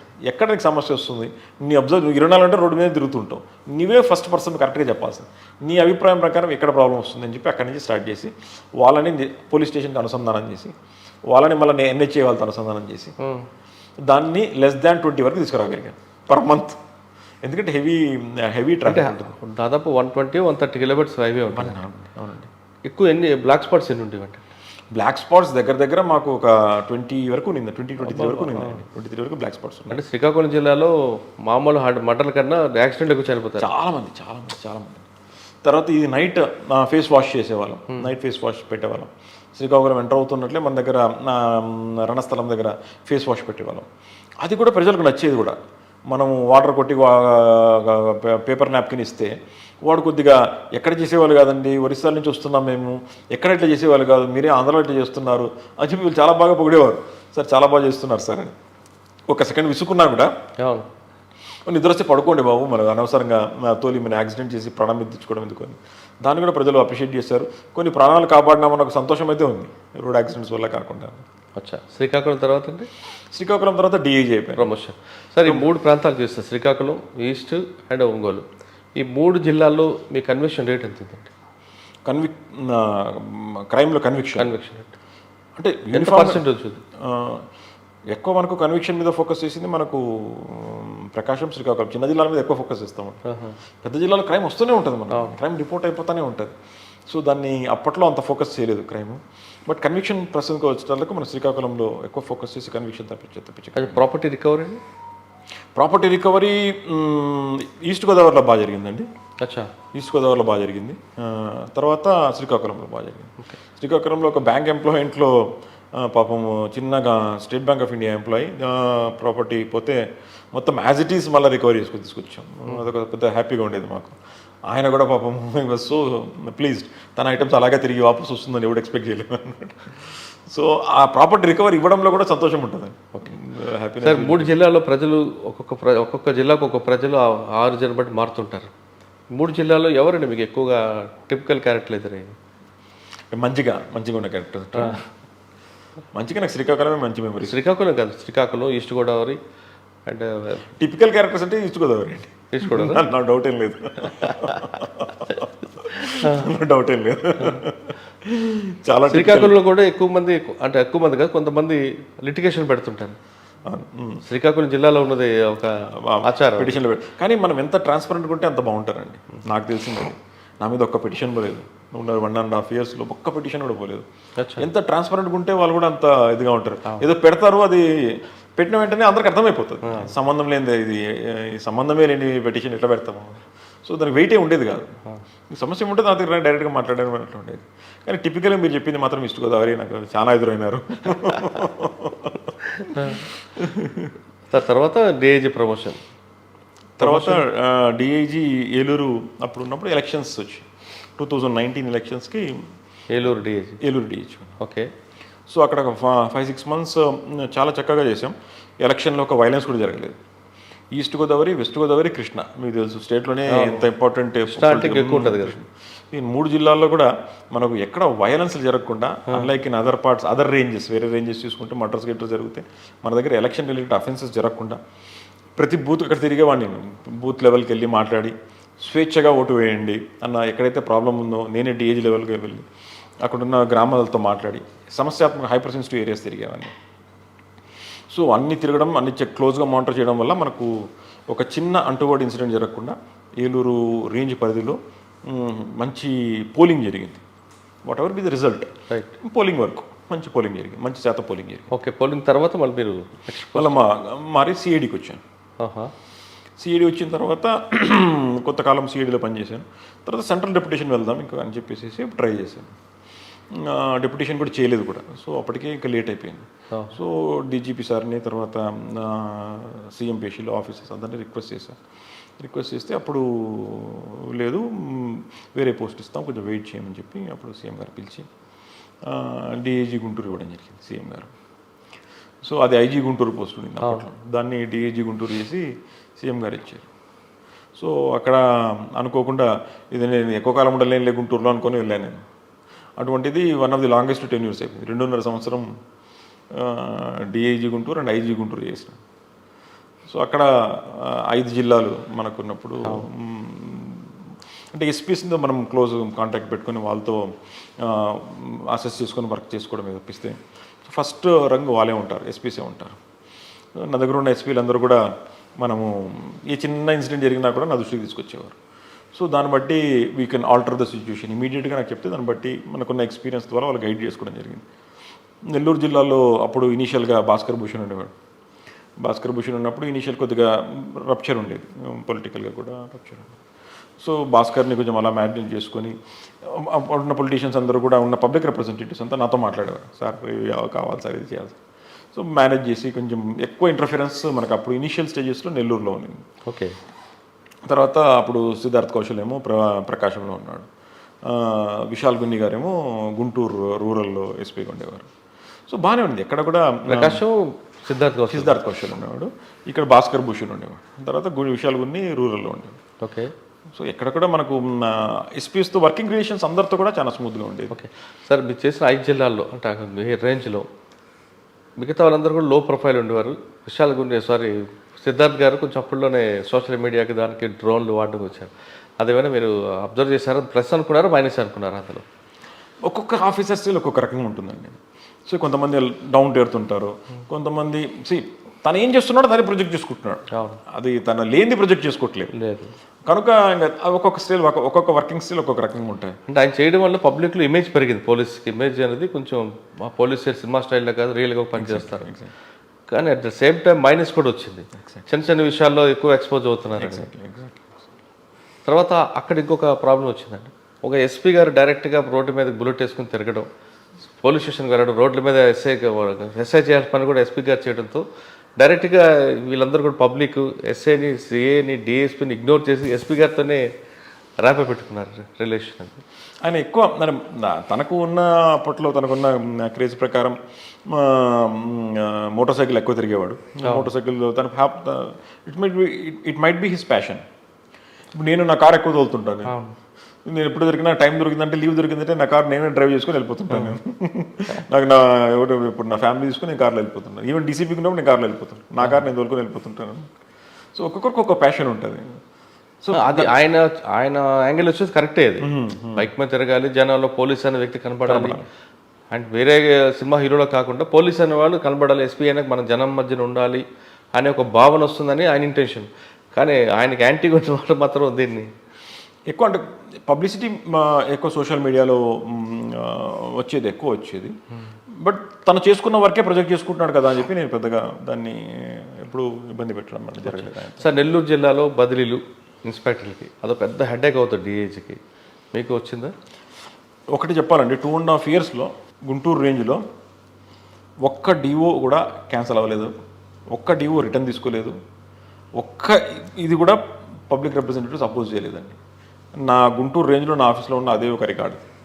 2.5 yearsలో ఒక్క డిఓ కూడా క్యాన్సిల్ అవ్వలేదు, ఒక్క డిఓ చేంజ్ చేయలేదు, ఒక్క డిఓ అపోజ్ చేయలేదు ఎవరు కూడా. 2.5 yearsలో మామూలుగా మీరు గుంటూరు రేంజ్లో చూస్తే డిఓ వచ్చిన వెంటనే మళ్ళీ దాన్ని హోల్డ్ చేయమంటారు. ఇప్పుడు అదే ఇప్పుడు హోల్డ్ చేసేయండి, కొద్దికాలం హోల్డ్ చేయండి, మళ్ళీ చెప్తాంలే, మళ్ళీ చాలా ఇదిగా ఉంది, ఆయన హ్యాండిల్ చేయలేడు, అట్లా ఉండేది. కానీ 2.5 yearsలో కూడా ఏ డిఓ కూడా 5 జిల్లాల్లో ఎవరు కూడా ఆపలేదు. అంటే బేసిక్గా వాళ్ళు అడుగుతుంటారు మనకి రిక్వెస్ట్, మనం అసెస్ చేస్తాం basic whether the particular officer is capable of handling or not. Assessment చేసుకొని మనము whether if we can fit the job we can as well assess that. So దాన్ని అసెస్ చేసుకొని పోవడం వల్ల ఎక్కడ నాకు ఇబ్బంది కలగలేదు 2.5 yearsలో కూడా. ఓకే. కానీ మీ పీరియడ్లోనే కరోనా, అప్పుడు పబ్లిక్కి ఎలా చేశారు? మీ ముందు మీ మెన్ని కాపాడుకోవడానికి మీరు చేసిన కార్యక్రమం ఏంటి? ఎందుకంటే మీరు ఒక డాక్టర్గా కొన్ని సర్వీస్ కూడా చేశారు. ఫస్ట్ ఫేజ్ కరోనా వచ్చినప్పుడు, phase 1 కరోనా వచ్చినప్పుడు అప్పుడు నేను సిఐడిలో ఉన్నానండి. సిఐడిలో ఉన్నాను అప్పుడు. సిఐడిలో ఉన్నప్పుడు కరోనా పీక్ స్టేజెస్లో గౌతమ్ సవాంగ్ గారు అప్పుడు డీజీపీకి ఉండేవారు. సో అప్పుడు పోలీస్ డిపార్ట్మెంట్ నుంచి డీజీపీ గారు ఒక నోడల్ ఆఫీసర్గా నన్ను, అంటే డాక్టర్ ఉన్నాను కాబట్టి I can understand the things easily అనే ఒక ఉద్దేశంతో నోడల్ ఆఫీసర్గా పెట్టడం జరిగింది. దీనివల్ల ఏంటంటే I use to regularly go and meet officials in health ministry. అప్పుడు జవహర్ రెడ్డి సార్ హెల్త్ సెక్రటరీగా ఉండేవారు. ఓకే. సో సార్ దగ్గర ఉన్నప్పుడు మన దగ్గర నుంచి ఏ విధంగా ప్రివెంటివ్ స్టెప్స్ తీసుకోవచ్చు, treatment, test, everyday it use to keep on changing. What type of medicines, మన వాళ్ళు కూడా ఎఫెక్ట్ అయిపోయేవాళ్ళు పాజిటివ్గా. మనం కాపాడుతూ మనని మనం ప్రొటెక్ట్ చేసుకోవాలి. రైట్. సో కొన్ని ఏరియాస్ రిస్ట్రిక్ట్ చేయడం జరిగింది. రిస్ట్రిక్ట్ చేసిన తర్వాత కాంటాక్ట్ ట్రేసింగ్ ఎక్కువ ఉంది మనకు. అప్పుడు కాంటాక్ట్ ట్రేసింగ్ చేసినప్పుడు పోలీసులే, హెల్త్ డిపార్ట్మెంట్తో పాటు పోలీసులు ఎప్పుడు ఉండేవారు, కంటిన్యూస్గా ఉండేవారు కాంటాక్ట్ ట్రేసింగ్ చేసినప్పుడు. సో అంటే మీరు ఇటు డ్యూటీ చేస్తుండాలి, ప్లస్ మీ సబ్జెక్ట్ అప్పుడు సిఐడిలో ఉన్నప్పుడు ఇంకా ఫోకస్ అంతా కూడా కరోనా మీదకి ఎక్కువ ఫోకస్ చేసిందండి. ఎక్కువ కరోనా మీద ఫోకస్ అప్పుడు పీక్లో ఉంది. సో ఎక్కువ ఫోకస్ దీనిపైన పెట్టాను. సో లేటెస్ట్ ట్రెండ్స్ ఏంటి, టెక్నాలజీ డెవలప్మెంట్స్ ఏంటి, UN, what does UN say, because UN is organization which you have to listen. వాళ్ళు ఏం చెప్తే మనం అదే వినాలి. సో యూఎన్ ఏం డిస్కస్ చేస్తుంది, బీబీసీలో ఏం డిస్కస్ చేస్తున్నారు, గార్డియన్లో ఏం డిస్కస్ చేస్తున్నారు, ఇవన్నీ కూడా అప్డేట్స్ తీసుకునేవాడిని నేను రెగ్యులర్గా. అప్డేట్స్ తీసుకొని what is the best way, మనం ఏ విధం, అక్కడ ఉన్న టెక్నాలజీ మన దగ్గర ఉండకపోవచ్చు, అక్కడ ఉన్న మెడిసిన్స్ మన దగ్గర ఉండకపోవచ్చు, అక్కడ ఉన్న వ్యాక్సిన్స్ మన దగ్గర ఉండకపోవచ్చు, బట్ ఉన్న దానిలో విచ్ ఇస్ ద బెస్ట్. మన వాళ్ళు ఎఫెక్ట్ అయితే వాళ్ళకున్న రిస్క్ ఫ్యాక్టర్స్ ఏంటి, హైపర్ టెన్షన్, డయాబెటీస్, మోర్టాలిటీ, ఇటువంటి ఉన్న వాళ్ళకి ఎక్కువ మోర్టాలిటీ ఛాన్సెస్ ఎక్కువ ఉంటాయి. సో వీళ్ళకి ఏ విధమైన ట్రీట్మెంట్స్ ఇనిషియల్గానే స్టార్ట్ చేయాలి, ఇవన్నీ కూడా హెల్త్ డిపార్ట్మెంట్తో కన్సల్ట్ అయ్యి డీజీ గారికి డిస్కస్ చేసి ఒక లెవెల్కి తీసుకొచ్చేవాడిని. సో మన డిపార్ట్మెంట్ ఎంతమంది ఎఫెక్ట్ అవుతున్నారు పర్ డే, వాళ్ళ ఫ్యామిలీ పరిస్థితి ఏంది, వాళ్ళకి ఎక్కడ ట్రీట్మెంట్ ఇప్పించాలి, మన పోలీస్ డిపిఓ లోపలనే మనము ఇంక్యుబేషన్ సెంటర్స్ పెట్టి వాళ్ళని సపరేట్గా ట్రీట్ చేయడం, ఇటువంటివన్నీ చర్యలు తీసుకొని ఎక్కువ ఫోకస్ చేయడం జరిగింది. ఓకే. సో మనము దీనిపైన అదైపోయిన తర్వాత నెక్స్ట్ స్టేజ్ phase 2 వచ్చేటప్పుడు వ్యాక్సినేషన్. అప్పుడు డీజీపీ గారు పోలీస్ డిపార్ట్మెంట్ స్లోగా వెళ్దాంలే, ఫస్ట్ ప్రజలకు వెళ్ళిపోయి వ్యాక్సినేషన్ వచ్చిందని చెప్పి డీజీపీ గారు చెప్పడం. తర్వాత మనం గ్రాడ్యువల్గా పోలీస్ డిపార్ట్మెంట్ ఒకరికి కొంతమందిగా మనపై పబ్లిక్ అంతా అయిపోయిన తర్వాత మనం vaccination, even we are considered as first warriors ఉన్నప్పుడు కూడా మనం స్లోగా స్టెప్ బై స్టెప్గా పోయి వ్యాక్సినేషన్ చేసుకోండి. ఇవన్నీ కూడా vaccination for the police officers and the family members, ఇవన్నీ కూడా మానిటర్ చేసుకొని క్లోజ్గా. ఎవరైతే కొంతకాలం మన గుంటూరులో చాలామంది వ్యాక్సినేషన్ చేసుకోమన్నారు, గుంటూరులో నేను జూమ్ కాన్ఫరెన్స్ తీసుకున్నప్పుడు డైరెక్ట్ కాన్ఫరెన్సెస్ కూడా లేవు మనకు. జూమ్ కాన్ఫరెన్స్ తీసుకుంటే ఇంద్రబాబు మీ సమస్య ఏంటి, ఎందుకు వ్యాక్సినేషన్ తీసుకోకూడదంటే సార్ మాకు మొన్ననే పెళ్ళైంది సార్ అంటే మొన్ననే పెళ్ళితే అంత రికార్డులో ఉన్నింది. మొన్ననే పెళ్ళైతే ఏం రన్నాయన అంటే సార్ వ్యాక్సిన్ తీసుకుంటుంటే మాకు వేరే వింటున్నాం సార్ అంటే లేదమ్మా అట్లాంటివి లేవు, ఎక్కడ కూడా రిపోర్ట్స్ లేవు ఆ విధంగా, మీరు అనవసరంగా దీన్ని ఏదో ఊహించుకుంటున్నారు, ఇది మీకు ప్రాణాపాయన స్థితి కూడా తీసుకొస్తుంది, వ్యాక్సిన్ తీసుకుంటే మంచిది, దీని గురించి నెగిటివ్ రిపోర్ట్స్ లేదని చెప్పి కన్విన్స్ చేసి డాక్టర్స్ని అడిగి మళ్ళీ ఎంత శాతం వ్యాక్సినేషన్ అయింది ఇట్లా కంటిన్యూస్గా మానిటర్ జరిగింది 5 జిల్లాల్లో కూడా. సో ఈ రెసిస్టెన్స్ అయిన వాళ్ళు సపరేట్ మీటింగ్ పెట్టేవాడిని, నేను డాక్టర్ గారు కాన్ఫరెన్స్లో ఉంటాం, మిగతా కానిస్టేబుల్స్ ఎవరికైనా సమస్యలు ఉండి ఏమైనా డౌట్ ఉంటే మమ్మల్ని అడగడం, డాక్టర్ గారు చెప్తారు విను, తర్వాత నేను చెప్తాను నేను డాక్టర్ని అని చెప్పి కన్సల్ట్ చేసి సెకండ్ ఒపీనియన్ కూడా మీరే ఉన్నారు. సెకండ్ ఒపీనియన్ ఓకే, అంటే యూనిట్ డాక్టర్ ఉండేవారు. సార్ గుంటూరు తర్వాత ఆ గుంటూరు 2.5 years అయిన తర్వాత విశాఖపట్నం, వైజాగ్ రావడం జరిగింది. సార్ విశాఖపట్నం కమిషనర్ రాగానే ఒకప్పుడు డీసీబీగా ఉన్న విశాఖపట్నంకి మీరు కమిషనర్ విశాఖపట్నానికి తేడా ఉందా, అదే కంటిన్యూ అవుతుందా? అంటే ఒక ట్రాఫిక్ కాకుండా ట్రాఫిక్ అనేది పెరుగుతుంది అనుకోండి. ట్రాఫిక్ పెరుగుతున్నాయండి, రోడ్స్ కూడా మనం అవే రోడ్సే ఉన్నాయి, అప్పటి నుంచి కూడా అవే రోడ్సే ఉన్నాయి సిటీలో, ఎక్స్ట్రా రోడ్స్. అంటే అప్పటికి ఇప్పటికి మీరు గుర్తించిన ఇష్యూ చెప్పండి, ఛాలెంజ్ ఒకటి. క్రైమ్ అంతే కొద్దిగా నా మామూలు రెగ్యులర్ క్రైమే మనకు రెగ్యులర్ రిపోర్ట్ అవుతుంది తప్పిస్తే అంత అలార్మింగ్ కండిషన్ అయితే ఏం లేదండి. అలార్మింగ్గా వైజాగ్ని పోర్ట్రే చేయాలా అన్నటువంటి ఎక్కువ బయట కనబడుతుంది, కానీ as such Vizag is not at all that crime prone. ఇప్పుడు చూసామండి, కిడ్నీలో కిడ్నీ ర్యాకెట్ జరిగింది, వాస్తవం. కిడ్నీ ర్యాకెట్ జరిగినప్పుడు అదొక సంఘటన అంతే, ఇండివిజువల్ సంఘటన. అటువంటి సంఘటనలు మెట్రోపాలిటన్ సిటీస్లో, కాస్మోపాలిటన్ సిటీస్లో ప్రతిరోజు ఏదో ఒక చోట జరుగుతూ ఉంటాయి. ఒకే ఒక సంఘటన మనకు అప్పుడు రిపోర్ట్ అయింది. ఆ కేసులో కూడా విక్టిమ్స్ పట్టుకున్న తర్వాత మేజర్ డాక్టర్ సర్జరీ చేసిన 2 డాక్టర్స్ని కూడా పట్టుకొచ్చాం చెన్నైకి వెళ్ళి. దాంట్లో ఎక్కడ సర్జరీ చేసినా హాస్పిటల్ని సీజ్ చేసాం, ఎవరు సపోర్ట్ చేసినారు అందరినీ పికప్ చేసాం, ఆ సర్క్యూట్లో ఉన్న వాళ్ళందరూ. ఒక చిన్న సంఘటన జరిగింది, సరే దీనికి విశాఖ కేంద్రంగా కిడ్నీ ర్యాకెట్ అని చెప్పడం అన్నది బాధేస్తుంది. ఒక ఐసోలేటెడ్ ఇన్సిడెంట్, అది isolated incident. There will be 100 surgeries జరుగుతాయి, దాంట్లో 90 యాజ్ పర్ ప్రొసీజర్ జరుగుతుంది, 90 to 95 యాజ్ పర్ ప్రొసీజర్. అంటే తండ్రి కొడుకు ఇవ్వడము, కూతురు తల్లికి ఇవ్వడము, దానికి ఎవరి పర్మిషన్ అక్కర్లేదు, వాళ్ళు ఇంటిమేట్ చేస్తారు, హెల్త్ డిపార్ట్మెంట్ వాళ్ళు చూసుకుంటారు, నడిచిపోతూ ఉంటారు. ఈ యొక్క 5-6% జరిగే సంఘటనలో అది ఒక సంఘటన జరిగితే విశాఖ కేంద్రంగా కిడ్నీ మార్పిడి అని చెప్పడం అన్నది ఇది పద్ధతి కాదు, అనవసరంగా ఏదో చేయాలా అని. తర్వాత నెక్స్ట్ మనం గాంజా ట్రాన్స్పోర్టేషన్ చూస్తున్నాం, మొదటి నుంచి కూడా మనం చూస్తూనే ఉన్నాం. ఒరిస్సా నుంచి వస్తుంది, ఇతర ప్రాంతాలకు పోతున్నాయి, ఇతర ప్రాంతాలకు తరలిపోతుంది. ఇది ఒక ట్రాన్స్పోర్టేషన్ హబ్ వైజాగ్, ఎందుకంటే వాళ్ళకు మల్కాన్గిరి, చిత్రకొండ, ఈ కోరాపుట్ జిల్లాలకు ఇమీడియట్గా వాళ్ళకు నియరెస్ట్ ఇంజెక్షన్ వైజాగ్ అవుతుంది. సో కిందికి తీసుకొస్తున్నారు, దాన్ని ట్రాన్స్పోర్ట్ చేస్తున్నారు. దానికి మనం 5 జిల్లాల ఎస్పీలతో కూడా కలుపుకొని మనం ఒకసారి మీటింగ్ కూడా పెట్టడం జరిగింది. చెక్ పోస్టులు కూడా డైనమిక్ చెక్ పోస్టులు పెట్టి మనం కంట్రోల్ చేస్తున్నాం. మన ఏరియాలో ఎక్కడ కూడా గాంజా కల్టివేషన్ లేదు, మొత్తం ఉన్న గాంజా కల్టివేషన్ అంతా కూడా మనం ఆపరేషన్ పరివర్తన కింద డిస్ట్రాయ్ చేసేసి గాంజా అంతా కూడా ఆల్టర్నేటివ్ క్రాప్స్ చేయడం జరిగింది. రిపీటెడ్ ప్రెస్ మీట్లో కూడా మేము చెప్తున్నాము, మన దగ్గర లేదు. మీరు ఒక నంబర్, ఈరోజు జరిగిన ఒక సంఘటన, ఈరోజు టౌన్లో జరిగిన సంఘటన, బెంగళూరు నుంచి ఆఫీసర్స్ వచ్చి వాళ్ళు గాంజా పట్టుకుంటే ఇంకా ఎవరు ఇచ్చినారంటే 2 సప్లై చేస్తే, బెంగళూరు నుంచి team white pool police station నుంచి గాంజాంకి వెళ్ళి 2 అక్యూజ్డ్ పట్టుకుంటే 170 kg గాంజా ఉంది, పట్టుకొని వచ్చినారు. మళ్ళీ బెంగళూరు తీసుకెళ్ళిపోతున్నారు. నైట్ హాల్ట్ వైజాగ్లో చేశారు. అక్కడికి సమస్య బాగానే ఉంది, అక్కడ మాకేం సమస్య ఏం లేదు. ఇప్పుడు గాంజాం పోలీసులు వచ్చినారు, వీడిని కిడ్నాపింగ్ చేసి పెట్టారని చెప్పి గాంజాం పోలీసులు వచ్చినారు. అంటే ఎక్కడ పండుతుంది, ఎక్కడికి వెళ్తుంది అన్నది ఈ రోజు సంగతి నేను ఎగ్జాంపుల్ చెప్తున్నా. ఓకే, వైజాగ్లో 70 kg వాతావరణం ఉన్నది. సో వైజాగ్ ఏం సంబంధం ఇది కాదు. అట్లా సంబంధం లేని దానికి వైజాగ్ని ట్యాగ్ చేస్తున్నారు. అంటే వైజాగ్ అనగానే అందరికీ పబ్లిసిటీ వస్తుంది కదా. ఇప్పుడు ఈ కేసులో మాకేం తెలుస్తుంది చెప్పండి సార్. ఇప్పుడు ఇందులో ఇలాంటి ఇష్యూస్లో తీసుకుంటే నిజంగా వైజాగ్లో జరిగింది అంటే దానికి మనం ఎవరు కాదనలేం. ఎక్కడ కలిపినా దీన్ని తీసుకొచ్చి వైజాగ్ ముడి పెట్టడం వెనక పొలిటికల్ యాంగిల్ ఉందంటారా, లేదు కొంతమంది కావాలని వైజాగ్ డ్యామేజ్ చేయాలని ఇంటెన్షన్తో చేస్తున్నారా? చూడు, మనకు ఇది మా అమ్మాయి సూసైడ్ చేసుకుంది, అమ్మాయి శ్వేత సూసైడ్ చేసుకుంది. అమ్మాయి ఫ్యామిలీ ప్రాబ్లమ్స్తో తను వెళ్ళి సూసైడ్ చేసుకుంది. దానికి ఉమెన్ అంతా కలిపేస్తారు, ఉమెన్కి సెక్యూరిటీ లేదు, ఉమెన్కి ఇది లేదు అని చెప్తారు. అమ్మాయి చెప్తానే ఉంది, తల్లి చెప్తానే ఉంది, విపరీతమైన డబ్బు అడుగుతున్నాడు అల్లుడు అని చెప్తుంది. అత్తగారి ముందే అమ్మ ముందే కూతుర్ని కొట్టడం జరిగింది, గొంతు పట్టుకోవడం జరిగింది, అన్నీ మనకు చెప్తానే ఉన్నాం. ఆ అమ్మాయి డైరెక్ట్కి వెళ్ళి సూసైడ్ చేసుకో. సో దానివల్ల ఏమి జరగలేదు. మన పోస్ట్ మార్టంకు మనము టీం పెట్టి రికార్డింగ్ చేసి, మన టీం పెట్టి అన్ని చేసి మనం రికార్డింగ్ చేసాం. ఓకే. ఎక్కడ రేప్ జరగలేదు, ఏమీ జరగలేదు. రేప్ జరిగిపోయింది అన్నట్టు, అమ్మాయికి ఇది లేదన్నట్టు రకరకాలుగా వైజాగ్ బ్రాండ్ని అలా డిస్ట్రాయ్ చేయాలని కొంతమంది వెస్టెడ్ ఇంట్రెస్ట్ చేస్తున్నట్టు. కానీ చెప్తాను, ఇటువంటి దయచేసి చేయొద్దండి. ఉన్న ఫ్యాక్ట్స్ మీ ముందే పెడుతున్నా. దీనిలో ఏదైనా డీవియేషన్ ఉంటే నన్ను అడగండి. డీవియేషన్ ఉంటే నన్ను అంతే తప్పిస్తే ఊరికి బ్రాండ్ ఎందుకు జరగొడతారు? అంటే వైజాగ్ బ్రాండ్ అనగానే రేట్లు పెరుగుతాయి, ఇది ఒక మంచి పీస్ఫుల్ సిటీ అని ఒకటి ఉంటుంది. ఆ బ్రాండ్ని డ్యామేజ్ చేయడానికి కొంతమంది పొలిటీషియన్ చేస్తున్నారా, లేదు కొంతమంది రియల్ ఎస్టేట్ వ్యాపారులు ఈ భూమి తగ్గించడానికి ఇటువంటి డ్యామేజ్ చేస్తున్నారా? నేను ఎవరు చేస్తున్నారో నేను చెప్పనండి. Some vested interest are trying to damage ఏమో బ్రాండ్. కానీ వాళ్ళు ఐడెంటిఫై చేయాలి కదండి, చేస్తుంటే బాగుంటుంది కదా. మీరు ఇప్పుడు మొన్న కూడా ఒక సంఘటన జరిగింది. ఫోర్ట్విన్ ఇంజెక్షన్ పట్టుకున్నాం. అవును. ఎక్కడ లేని విధంగా మనము ఒకటేసారి దగ్గర 4,000 పైచిలుక ఇంజెక్షన్స్ పట్టుకున్నాం.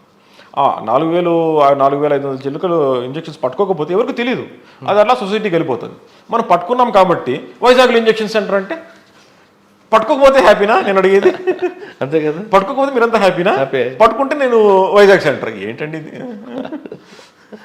ఇది అట్లీస్ట్ కొద్దిగా మనం వస్తుంది, అది ఎక్కడి నుంచి వస్తుంది? ఇక్కడ మన దగ్గర మ్యానుఫ్యాక్చర్ కాలేదు, అది ఎక్కడ వెస్ట్ బెంగాల్ నుంచి ఫోర్ట్విన్ ఇంజెక్షన్స్ తీసుకొస్తున్నారు.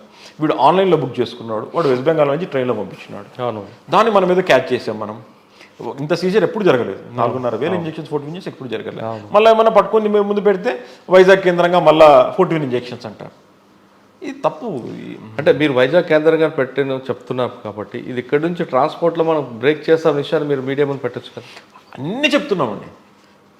ఎవరింట్లో తీసుకొచ్చినారు, ఎక్కడ పట్టుకున్నాం, మనం ఏ ట్రైన్లో పట్టుకున్నాము, అన్నీ చెప్తున్నాం. ఏ ఫ్యాక్ట్స్ నేను దాటాను. మీడియా సోదరులకు అందరికీ తెలుసు. నేను ఏం మాట్లాడినా కూడా ఓపెన్గానే మాట్లాడతాను. నన్ను 100 క్వశ్చన్లు టైం కూడా ఇస్తాను. మీరు ఏమైనా క్వశ్చన్స్ ఉంటే అడగండి అని కూడా టైం ఇచ్చి కూర్చుంటాను. ఓకే. అయినా కూడా వాళ్ళు రాయాల్సింది రాస్తుంటారు. That it's a little saddening. ఎందుకంటే Vizag is a very peaceful place. మా డీజీపీ గారు చెప్పినట్టుగా వైజాగ్ ప్రశాంతంగా ఉంది. మనం ఎవరిని కంట్రోల్ చేయాలో వాళ్ళని కంట్రోల్ చేస్తూనే ఉన్నాం. మీ అందరూ చూస్తూనే ఉన్నారు. నా పెడ్లర్స్ మీద ఫోకస్ చేసాం, రౌడీ షీటర్స్ మీద ఫోకస్ చేసాం. రాత్రిపూట ఎవరిని నిఘా విపరీతంగా పెంచాం సిటీలో. రాత్రి ఎవరైతే 10:30, 11కి అంతా షాప్స్ క్లోజ్ చేయమని చెప్పాం. ఫుడ్ సెంటర్స్కి మాత్రం, ఫుడ్ కోర్ట్స్కి మాత్రం పర్మిషన్ ఇచ్చినారు. అఫీషియల్గా కలెక్టర్ గారు పర్మిషన్ ఇవ్వడం జరిగింది. అది 12 o'clock వరకు పర్మిట్ చేస్తున్నాం.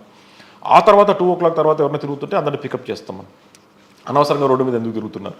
మీకు ఏమైనా వ్యాలిడ్ కార్డ్స్ ఉందా, ఏమైనా హాస్పిటల్లో బంధువులు ఉన్నారా, లేకపోతే ట్రైన్ టికెట్ ఉందా, బస్ టికెట్ ఉందా, ఏం లేకుండా రోడ్డు మీద తిరుగుతున్నామంటే స్టేషన్ తీసుకెళ్తాం.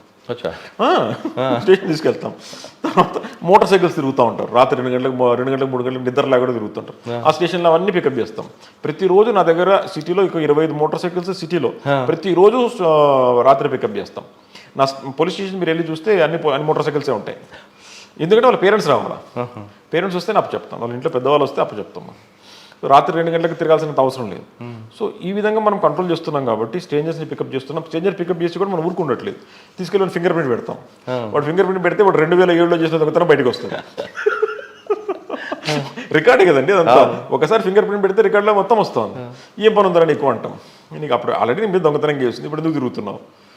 వ్యాలిడ్ రీజన్ ఉంది, టికెట్ బస్కు పోవాలా, ట్రైన్కి పోవాలంటే వదిలేస్తాం. ఓకే. సో ఈ విధంగా వెరిఫై చేయడం వల్ల మనకు రాత్రి గ్రాడ్యువల్గా క్రైమ్ కంట్రోల్లోకి వస్తాం. అచ్చా. కానీ వైజాగ్లో పెద్ద ఫ్లైఓవర్ కనిపిస్తుంది, లేదా బీచ్ రోడ్డు. ఈ 2 ప్రాంతాల్లో ఎక్కువ నైట్ టైం బైక్ రేసింగ్ చేయడం, ఈవ్ టీజింగ్ చేయడం చేస్తున్నారు. వాటి మీద ఫోకస్ ఏంటి? ఇది ఇంతకుముందు ఉన్న సంఘటన, మీరు చెప్పినటువన్నీ కూడా ఇంతకుముందు జరిగిన సంఘటనలే. ఇప్పుడు ప్రస్తుతానికైతే బైక్ రేసింగ్ అన్నది ఆర్కే బీచ్ కానివ్వండి, బీచ్ రోడ్లో ఎక్కడ కూడా బైక్ రేసింగ్ అనేది జరగట్లేదు. మీరు నిన్నటి రోజున ఒక పేపర్, ఒక ఆర్టికల్ వచ్చింది. వైజాగ్ బీచ్ రోడ్లో టైట్ చేశారు కాబట్టి ఎస్సీజెడ్ ప్రాంతంలోకి వెళ్తున్నారు అని చెప్పి రాశారు. ఫ్లైఓవర్ ఒకటి అని చెప్పి రాస్తున్నారు. సో మనం అంత టైట్ చేయడం కదా, టైట్ చేస్తూనే ఉన్నాం కదా, ఇప్పుడు అక్కడ టైట్ చేస్తారు. టైట్. సో మనం ఇవన్నీ కూడా పర్మిట్ చేయట్లేదండి. మీరు రాగానే ఒకటి గమనించింది ఏంటంటే, వైజాగ్ ఇక్కడికి వచ్చిన తర్వాత మనం ఒక ఆటో డ్రైవర్స్తో మీటింగ్ పెట్టాం, ట్రాన్స్పోర్ట్ అసోసియేషన్స్తో మీటింగ్ పెట్టాం, తర్వాత హోటలర్స్తో మీటింగ్ పెట్టాం. అందరిది మేమేమంటామంటే, we wanted to make Vizag as a peaceful city. You are the residents of Vizag and you should have some role. మీకు ఏమైనా అనుమానంగా ఉంటే మా దృష్టికి తేవాలా అని చెప్పారు. రాత్రి 1 o'clock 2 o'clock ఆటోలో వచ్చేసేసి ఏదైనా హోటల్లో దిగుతాడు. వాళ్ళు మాట్లాడే లాంగ్వేజ్ ఆటో డ్రైవర్కి తెలుస్తుంది. సో ఎవరో సమ్ స్ట్రేంజర్ పర్సన్స్ ఎవరో వచ్చినారు అని తెలుస్తుంది. సో ఏదైనా లగేజ్ కూడా ఉంది అంటే మనకు వాళ్ళు ఇన్ఫామ్ చేస్తారు. అదేవిధంగా మనకు ఆ విధంగా మనము హోటలర్స్తో మాట్లాడడం జరిగింది. అదేవిధంగా హోటలర్స్తో మాట్లాడడం జరిగింది. మిగతా ఏజెన్సీస్తో కూడా మాట్లాడడం జరిగింది. వాళ్ళు కూడా మాకు ఇన్ఫర్మేషన్ షేర్ చేస్తూ ఉంటాం. సో ఇదేంటంటే అందరం కలిసికట్టుగా చేసి వైజాగ్ని ఒక పీస్ఫుల్ ప్లేస్ చేస్తామన్న ఒక సదుద్దేశంతో అన్ని వింగ్స్ని కలుపుకొని వెళ్ళడం జరుగుతాం. సో దానివల్ల మనకు కొద్దిగా డౌన్ ట్రెండ్ మీరు చూసినారంటే కిడ్నాపింగ్స్ కానివ్వండి, ఏమైనా తీసుకోండి, ప్రతి సిటీలో ఉంటుంది. అది ప్రతి సిటీలో కిడ్నాపింగ్స్ ఉంటాయి. రోజుకు 5 జరుగుతూ ఉంటుంది హైదరాబాద్ మహానగరంలో. మన దగ్గర తీసుకుంటే అన్ని క్రైమ్ డౌన్ ట్రెండ్లో ఉంది. కానీ ఏంటంటే మనం ఎన్నిసార్లు స్టాటిస్టిక్స్ ఇచ్చినా కూడా మళ్ళీ వైజాగ్ కేంద్రంగా అని చెప్పి రాస్తాం. అంటే ఇక్కడ మీది ఒక మీ వైపు నుంచి చిన్న మిస్టేక్ అనిపిస్తుంది. అంటే మీరంటే మీది కాదు, పోలీస్ వైపు నుంచి. ఇంతకుముందు కేసులు వస్తే కాంప్రమైజ్ చేసి పంపించేవారు. ఇప్పుడు మీ దగ్గర పెట్టి కేసును కూడా ఎఫ్ఐఆర్ ఇష్యూ చేయడంతో క్రైమ్ రేట్ ఎక్కువ కనిపిస్తుంది. దాంతో వైజాగ్లో క్రైమ్ రేట్ పెరిగిందంటారు. కానీ క్రైమ్ రేట్ పెరగడం కాదు, వచ్చిన ప్రతి కంప్లైంట్ని ఎఫ్ఐఆర్ ఇష్యూ చేస్తున్నారు. ప్రతి వచ్చిందని రిజిస్టర్ చేస్తున్నామండి. స్పందనకు వచ్చిన వాళ్ళని ప్రతి ఒక్కరు కూడా వాళ్ళు 100% సాటిస్ఫై అయ్యేటట్లు చూస్తాం మనం. ప్రత్యేకించి నేనే కూర్చుంటాను స్పందనలో. ప్రతి వ్యక్తికి ఎఫ్ఐఆర్ ఇష్యూ చేయడం మంచిదే కదా? అది మంచిదే కదండి, మంచిదే కదా. అంతకంటే ఇంతకంటే న్యాయం ఎవరు చేస్తారు? ఉండదు. నెక్స్ట్ వాడికి కూడా భయం ఉంటుంది, నా మీద ఎఫ్ఐఆర్ అయిందని చెప్పి వాడికి భయం ఉంటుంది కదా. 100% కదండి. అంతకంటే ఇంకేం కావాలి మనకు? రేట్ పెరిగింది, క్రైమ్ రేట్ పెరిగింది అని అనుకుంటున్నారు. అది తప్పు. ఆలోచన తప్పు. Right sir. ఎక్కువగా విశాఖపట్నంలో రియల్ ఎస్టేట్ భూమి పెరగడంతో మీకు ఇంకా ల్యాండ్ గ్రాబింగ్ కేసులు కనిపిస్తుంటాయి. అటువంటి కేసుల్లో పెక్యులర్ కేసు ఏమైనా మీకు ఎదురుపడిందా? ఒకే వ్యక్తి నలుగురు ఎదురు అమ్మడం కానీ, పొలిటికల్ మోటివేట్తో చేయడం కానీ. అంటే ఇప్పుడు మనకు ఒక PCLF అని పెట్టామండి, PLC pre litigation council forum అని పెట్టాం. సో దాంట్లో ఒక పోలీస్ ఆఫీసరు, ఒక GVMC నుంచి అఫీషియల్, రెవెన్యూ డిపార్ట్మెంట్ నుంచి అఫీషియల్. సో ఏ ల్యాండ్ డిస్ప్యూట్ కేసెస్ వచ్చినా కూడా ఇమీడియట్గా మనం ఆ ఫోరంకి రెఫర్ చేస్తాం. ఆ ఫోరం విల్ స్టడీ డాక్యుమెంట్స్ రెండు వైపులా స్టడీ చేసి ఏది జెన్యూన్ ఏది నాట్ జెన్యూన్ అని చెప్పడం జరిగింది. దీని లీగాలిటీ ఏముంది అని చెప్పి కూడా కొంతమంది హైకోర్టుకి వెళ్ళారు. కోర్టు కూడా ఈ ఎగ్జామిన్ చేసిన తర్వాత there is nothing wrong in examining the documents from both the sides, they are not taking any call అని చెప్పి కోర్టు కూడా మన PCLFని సపోర్ట్ చేసింది. ఓకే. సో ఎప్పుడైతే PCLF పిక్చర్లోకి వచ్చిందో 2019 ఆ ప్రాంతంలో, అప్పటి నుంచి కూడా on basis on a balanced decision తీసుకోవడం జరుగుతాం. సో దానివల్ల మనకు అప్పుడప్పుడు ఎంక్రోచ్మెంట్స్ జరుగుతున్నాయి, జరగలేదని కాదు, చిన్న ఎంక్రోచ్మెంట్స్ జరుగుతున్నాయి. కొన్ని అయితే గవర్నమెంట్ ల్యాండ్స్ ఎంక్రోచ్మెంట్స్ జరుగుతున్నాయి. అవి మన MROs రెవెన్యూ అథారిటీస్ కేసు ఇస్తే మనం కేసు కడుతున్నాం. మనం మిగతావి ఏవైనా కానీ మనకు దృష్టికి రావడం కానీ మనం ఇమీడియట్గా యాక్షన్ తీసుకుంటాం. అట్లా కంటిన్యూస్గా ఒకే వ్యక్తి మల్టిపుల్ అటువంటి సంఘటనలు మన దగ్గర లేదు. తర్వాత డ్రగ్, గతంలో మీరు పెట్టిన కార్యక్రమం మార్పు అని ఉంది. అంటే డ్రగ్ని పట్టుకోవడం కాదు, తీసుకున్న వాళ్ళలో మార్పు తీసుకురావాలి, ట్రాన్స్పోర్టర్ మీద కేసులు పెట్టాలి, ఒకవేళ నిజంగా మారలేని వ్యక్తికి కౌన్సిలింగ్ చేయాలి. ఇటువంటి ప్రోగ్రామ్స్ ఉన్నాయండి. ఆ ప్రోగ్రామ్ ఏ విధంగా వెళ్తుందంటే మొత్తం ఈ మార్పు అన్న ప్రోగ్రామ్ అండి, మనము గత CPలు అందరూ కూడా ఈ కార్యక్రమం పెట్టడం జరిగింది. దీంట్లో ఫస్ట్ టైం కన్జ్యూమర్స్ ఎవరైతే స్టూడెంట్స్ ఫస్ట్ టైం కన్జ్యూమర్స్ ఉంటే మనం వాళ్ళని పిలిపించి వాళ్ళ పేరెంట్స్తో పాటు మన ఒక టీం ఉంటుంది, ఒక NGO టీం ఉంటుంది, ఒక పోలీస్ ఆఫీసర్, ఒక NGO నుంచి ఒక సైకాట్రీ డిపార్ట్మెంట్, ఒక సైకాలజిస్ట్, ఈ 5-6 మంది టీం కలిసి వాళ్ళతో మాట్లాడడం జరుగుతుంది. తప్పుడు అడుగులు వేస్తున్న ఇనీషియల్ స్టేజెస్లోనే మనం వాళ్ళని పిలిపించి పేరెంట్స్తో పాటు కౌన్సిలింగ్ చేయడం వల్ల వాళ్ళు ఆ మార్గం ఆపుకొని వాళ్ళు డివేట్ అవుతారన్న ఒక ఉద్దేశంతో వాళ్ళని ఇనీషియల్ స్టేజెస్లోనే క్రైమ్లో ఇన్వాల్వ్ కాకుండా ఒక మార్పు అనే ఒక కార్యక్రమం వాళ్ళు తీసుకురావడం జరిగింది. ఇది మంచి రెస్పాన్స్ కూడా ఇస్తుంది. ఎందుకంటే థర్డ్ ఇయర్ చదువుతున్న ఇంజనీరింగ్ కాలేజ్ ఎగ్జాంపుల్ తీసుకుంటే, థర్డ్ ఇయర్ చదువుతున్న వేరే BCom స్టూడెంట్ కానీ తీసుకుంటే, సో వాళ్ళని ఈ కార్యక్రమం కింద మనం కౌన్సిలింగ్ చేయడం వల్ల కొద్దిగా మార్పు వస్తుంది.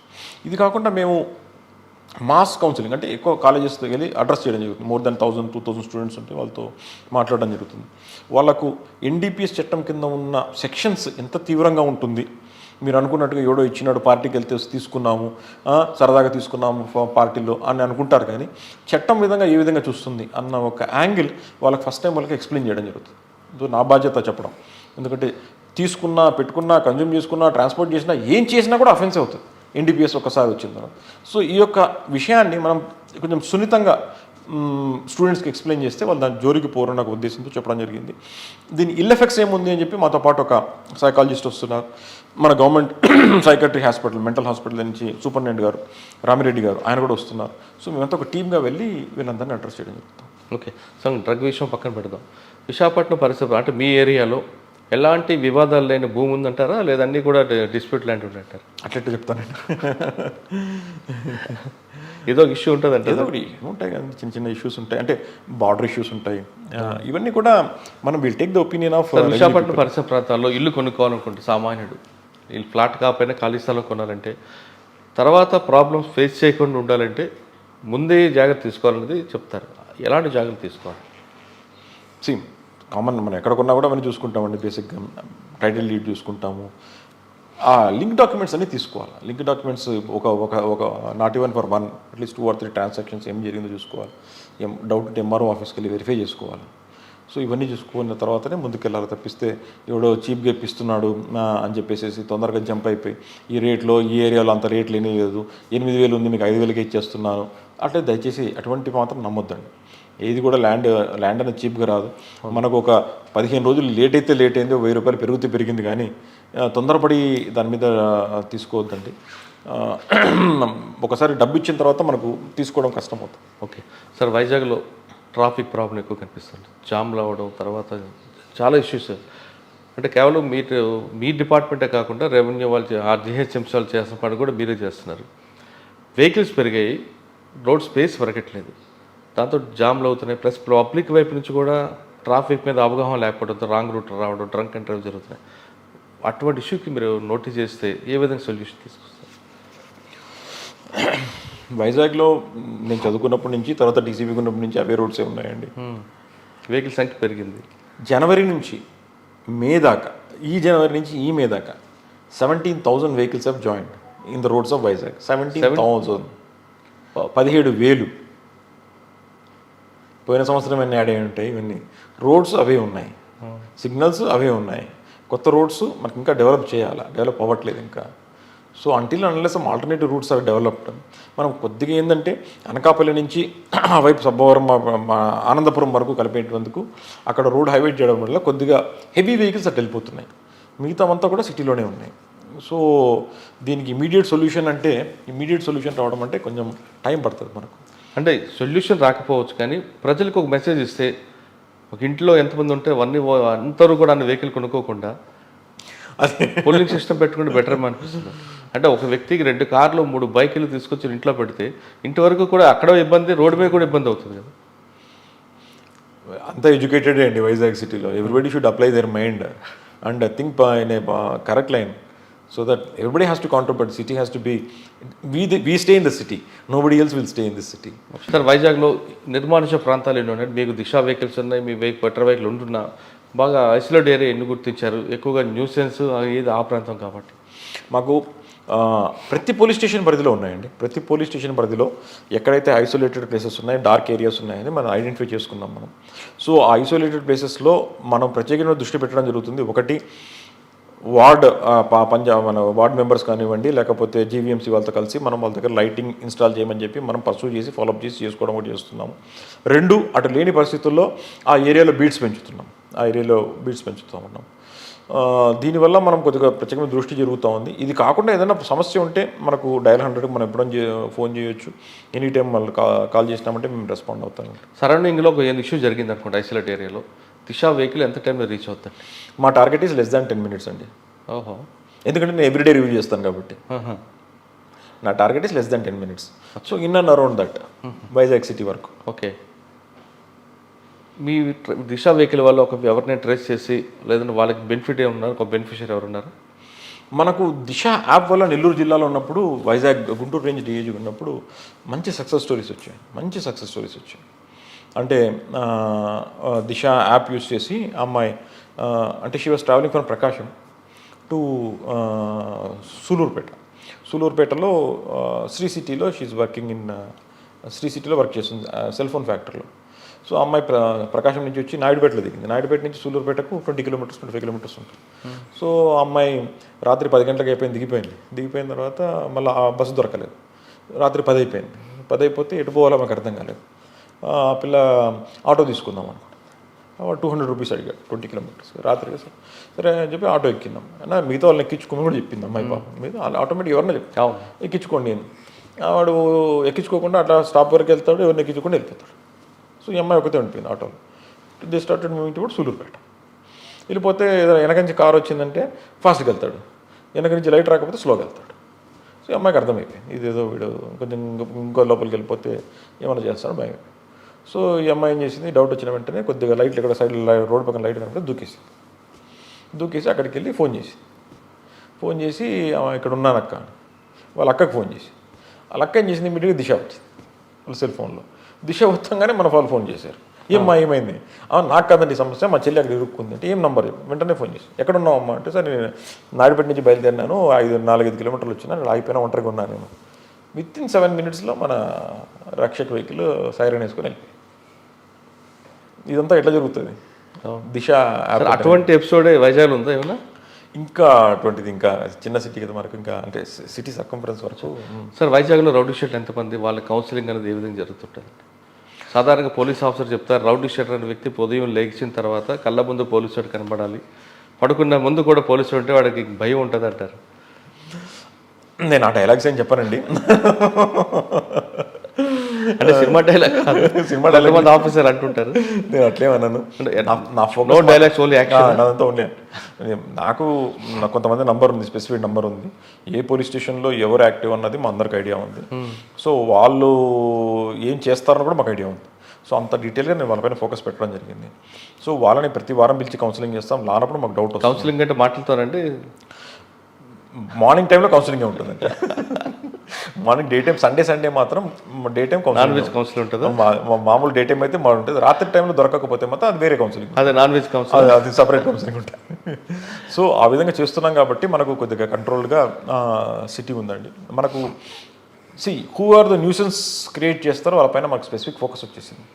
సో దానివల్ల ఎవరు తప్పించుకోలేదు. తర్వాత పెడ్లర్స్ కూడా ఎవరైనా ఉంటే ఏ కాలేజెస్ దగ్గర ఎవరు తిరుగుతారు అన్న దానిపైన కూడా మాకు ఐడియా ఉంది. పెడ్లర్స్ ఎంతమంది ఉన్నారు, అంటే యాక్టివ్ రౌడీస్ ఎంతమంది ఉంటారంటే 100 అబౌవ్ ఉంటారా?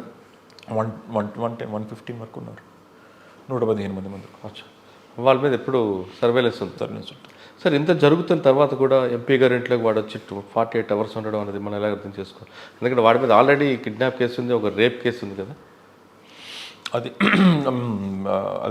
ఇట్ వాజ్ జరగకూడని సంఘటన అండి. Unfortunately it's unfortunate incident. We accept it's unfortunate incident. అంటే వాడు మన సర్వేలెన్స్లో లేడంటే వాడు ఉన్నాడు, సర్వేలెన్స్లో ఉన్నాడు. వాడు సర్వేలెన్స్లో ఉన్నాడు కాబట్టి ఫోన్ కూడా చేయించినాడని చెప్తున్నారు. సార్ వాడు యాక్చువల్గా ఒక మర్డర్ కేసులో వాడి మీద కరెక్ట్ టైంలో ఛార్జ్ షీట్ వేస్తుంటే వాడు లోపల పీడీ యాక్ట్ పెట్టుంటే లోపలికి వెళ్ళేవాడు. ఒకరోజు ఎందుకో ఒక ఇష్యూలో మీ ఫోకస్ అంతా దాని మీద పడడంతో వాడు ఎస్కేప్ అయిపోయి అంటున్నారు. అంటే వాడు అప్పుడే బెయిల్ మీద బయటకు రిలీజ్ అయినాడు. అవును అయ్యాడు. వాడు పీడీ యాక్ట్ పెడదాం టైంలో మీకు వేరే కేసు రావడంతో ఆ ఫోకస్ డైవర్ట్ అవ్వడం వీడు సేవ్ అయ్యాడు అంటారు. కరెక్ట్గా పీడీ పెట్టేటప్పటికి వాడు కొద్దిగా వేరే ఇష్యూ వల్ల మేము దాని మీద ఫోకస్ చేయాలి, డైవర్ట్ అయింది. వీడు ఏం జరిగింది సార్ ఆ రోజు? చాలామంది రకరకాల ఆరోపణలు చేస్తుంటారు, రకరకాల వార్తలు వినిపిస్తుంటాయి. మాకు వచ్చిన facts which are on record which we have seen I will discuss అంతే. ఎంపీ గారు ఆ రోజు 8 o'clock ఫోన్ చేశారు. నేను అదే మీడియాకు కూడా చెప్పాను, చాలా రిపీటెడ్గా అవే చెప్తూనే ఉన్నా, వేరే ఫ్యాక్ట్స్ ఏముండవు. 8 o'clock ఫోన్ చేశారు. జీవి గారు కిడ్నాప్ అయినట్టున్నారు సార్ అంటే ఇట్లా చెప్తున్నారండి అంటే, సార్ ఫోన్ చేస్తే ఎత్తలేదు, రాత్రి వెళ్ళాడు, ఇంటి దగ్గర కూడా వాళ్ళ డ్రైవర్ కూడా ఏదో అమౌంట్ ఇచ్చాడు అని చెప్పాడు, అమౌంట్ తీసుకెళ్ళాడు అని చెప్పాడు. సరే అని చెప్పేసి జీవి గారు కిడ్నాప్ అయ్యారని చెప్పేసి మేము వెంటనే అలర్ట్ అయిపోయాం. మా ఏ ఏరియా వస్తుంది అని చూసుకున్నాం. మన ఆఫీసర్స్ వెంటనే, ఆయనకు టచ్లో ఉన్న ఆఫీసర్స్ వెంటనే ఫోన్ చేశారు, ఆయనకు నూరికి జీవికి ఫోన్ చేశారు. ఫోన్ చేస్తే ఆయన నేను శ్రీకాకుళం నుంచి వస్తున్నానండి అని చెప్పడం జరిగింది. సో వెంటనే టవర్ అవన్నీ చూస్తే ఆయన చెప్పిన మాటలకు ఈయన లొకేషన్కు పొంతం లేదు. సో ఇదేందో సంథింగ్ సస్పిషియస్ అని మాకు అనిపించింది. ఇమీడియట్ కిడ్నాపింగ్ అనుకోలేదు మేము. సో కొంత పొంతన లేకుండా మాట్లాడుతున్నారని చెప్పేసి అలర్ట్ అయిపోయాం, బాగా అందరూ అలర్ట్ అయిపోయాం. ఎక్కడ వస్తుంది ఈ లొకేషన్ అని చూసాం, ఈ ఋషికొండ ప్రాంతంలో వస్తుంది అని చెప్తే ఇంకా అందరూ కూడా ఆ ఏరియా ఏంటి, ఎక్కడ ఉన్నాడో ముందు ఆయన్ని ట్రేస్ చేయాలన్న ఉద్దేశంతో ఎక్కువ ఫోర్స్ మనం మొబిలైజ్ చేసుకున్నాం. అది లొకేషన్ కూడా టైప్ సి లొకేషన్ వస్తుంది, అంటే ఏరియా చూపిస్తుంది, ఈ ఏరియాలో ఉన్నారు అని చెప్తుంది, పిన్ పాయింటెడ్గా రావట్లేదు. సో ఆ ఏరియా చుట్టూ మనం ఆల్రెడీ కొంచెం నిఘా ఏర్పరచుకున్నాం. మనం అరౌండ్ 9:30, 10 o'clock మళ్ళీ ఫోన్ చేశారు. ఎంపీ గారు ఫోన్ చేసి, సార్ కిడ్నాప్ అయిన మాట అయితే వాచ్ కన్ఫర్మే, తర్వాత నా ఫ్యామిలీ మెంబర్స్ కూడా ఉన్నట్టుగా తెలుస్తుంది సార్. నేనే ఆశ్చర్యపోయాను. ఎంపీ గారు ఎట్లా అండి, మీరు మీ ఫ్యామిలీ మెంబర్స్ గురించి కిడ్నాప్ అయినారని మీరు ఎట్లా ఇంత లేట్గా ఇట్లా చెప్తున్నారు సార్ అని అడిగిన. లేదు సార్ వాళ్ళు కంటిన్యూస్గా ఫోన్లో టచ్లో ఉన్నారు, నాకు అందుకు అనుమానం రాలేదు, నాకు తర్వాత తెలుస్తుంది ఈ జీవితో పాటు నా ఫ్యామిలీ మెంబర్స్ కూడా ఉన్నారు. అప్పుడు ఇంకా మాకు ఇంకా విపరీతంగా ఫోకస్ పెట్టుకొని ఇంకా దాటిపోతారేమో, ఇక్కడి నుంచి దాటిపోతారేమో అని చెప్పేసి నైబరింగ్ డిస్ట్రిక్ట్స్ కూడా అలర్ట్ తీసుకొని మన చెక్ పోస్టులన్నీ కూడా పెట్టుకోవడం జరిగింది. ఎక్కడో చోట్ల ఉన్నారు, ఇంపార్టెంట్, ఇది చాలా సీరియస్ ఇష్యూ అని చెప్పి ఇంకా ఎక్కువ ఫోకస్ దాని మీద పెట్టండి. వాళ్ళకు ఎప్పుడైతే జీవీకి ఫోన్లు మన వాళ్ళు చేస్తున్నారో ఎక్కడున్నారు సార్ అనడం మొదలు పెడతారో వాళ్ళకు ఇంకా మనం దగ్గరికి అరుచుకునే ఏరియాకి వచ్చేసి వీళ్ళకి భయం అయింది. కిడ్నాపర్స్ ఎనీ టైం వీళ్ళకి ఇంటికి వచ్చేస్తారు, చుట్టుపక్కల ఫోన్స్ వస్తున్నాయి, అందరూ వచ్చేస్తున్నారు అని చెప్పి జంప్ అయిపోవాలనుకున్నారు. ఒంటరిగా జంప్ అయిపోతే కష్టం, వీళ్ళు కూడా ఉంటే మనం సేఫ్గా ఉంటామని చెప్పేసి వీళ్ళని కూడా జీవీ గారిని, వాళ్ళ అబ్బాయిని, మేడంని కూడా కార్లో ఎక్కించుకోవడం జరిగింది. ఆ కార్ ఎవరిదండి వచ్చింది? వాళ్ళదేనా? ఎంపీ గారి అబ్బాయితే. BMW ఆడి కార్ ఎంపీ గారి అబ్బాయితే. ఆ కార్లోనే ఎక్కించుకొని వెళ్ళిపోవాలని చూశారు. సో ఎప్పుడైతే మనకు ఇంటి దగ్గర మన వాళ్ళు కూడా ఇంటికి చేరుకోవడం జరిగింది, కార్ మిస్ అయిందని చెప్పి తెలిసిందో ఇంటి దగ్గర కారు వాళ్ళు కూడా చూసుకుని ఆడి మిస్ అయిందని తెలిసింది, మనకు అందరికీ అలర్ట్ అయిపోయాం. సో ఆడి కార్ ఎక్కడన్నా కనబడితే ఇంకా బ్లాక్ ఆడి అన్నది ఒకటే ఉంది. సో అందరికీ కూడా ఐడియా ఉంది. సో ఆడి కార్ ఎక్కడన్నా మిస్ అవుతుందని చెప్పి అన్ని చెక్ పోస్టులు అని పెట్టుకున్నాం మనం. సో మనకు పద్మనాభం ఏరియాలో మెయిన్ రోడ్లో పోకుండా పద్మనాభం ఏరియాలో లోపల నుంచి ఇంటీరియర్కి పోవాలని ప్రయత్నం చేసినట్టుగా మనకు తెలుస్తాం. ఆ టైంలో మనకు కరెక్ట్గా మన ఇన్స్పెక్టర్ వెహికల్ కూడా ఎదురు రావడం, వాళ్ళు చాలా హై స్పీడ్లో రావడం, అయినా కూడా మన వాళ్ళు నేరో రోడ్స్, చాలా రోడ్స్. పద్మనాభం మీకు చూస్తే ఆనందపురం, పద్మనాభం ఇంటీరియర్ రోడ్స్ అని చాలా నేరోగా ఉంటాయి. సో మన వెహికల్ అడ్డం పెట్టడం, మనం కొట్టేసేసి వెళ్ళిపోవాలని కూడా ప్రయత్నం చేశాడు. మన వెహికల్ని కొట్టి వెళ్ళిపోవాలని ప్రయత్నం చేశాడు. మన వెహికల్ని కొట్టేటాలకు తుప్పలోకి వెళ్ళిపోయింది కారు. తుప్పలోకి వెళ్ళిపోయి పడిపోయి మళ్ళీ పైకి ఎక్కలేకపోయింది కారు, ఎందుకంటే బంపర్స్ అన్నీ వచ్చేసి. సో అప్పుడు వాళ్ళు దిగి పారిపోవడం జరిగింది. సో అప్పటికే మన వాళ్ళ చేరికి తీసుకొని ఆ సెట్లో మాట్లాడుకుంటున్నాం, ఆడి కారు కనపడుతుంది, ఆడి కారు కనపడుతుంది, వీళ్ళని చేసి పట్టుకోవడం అంటే జరిగింది. సార్ కార్లో ఉండవలసిన ఎక్కడ దింపారు వాళ్ళని అక్కడికంటే ఒక 2-3 కిలోమీటర్స్ ముందు దింపేశారు వాళ్ళు, లక్కీగా.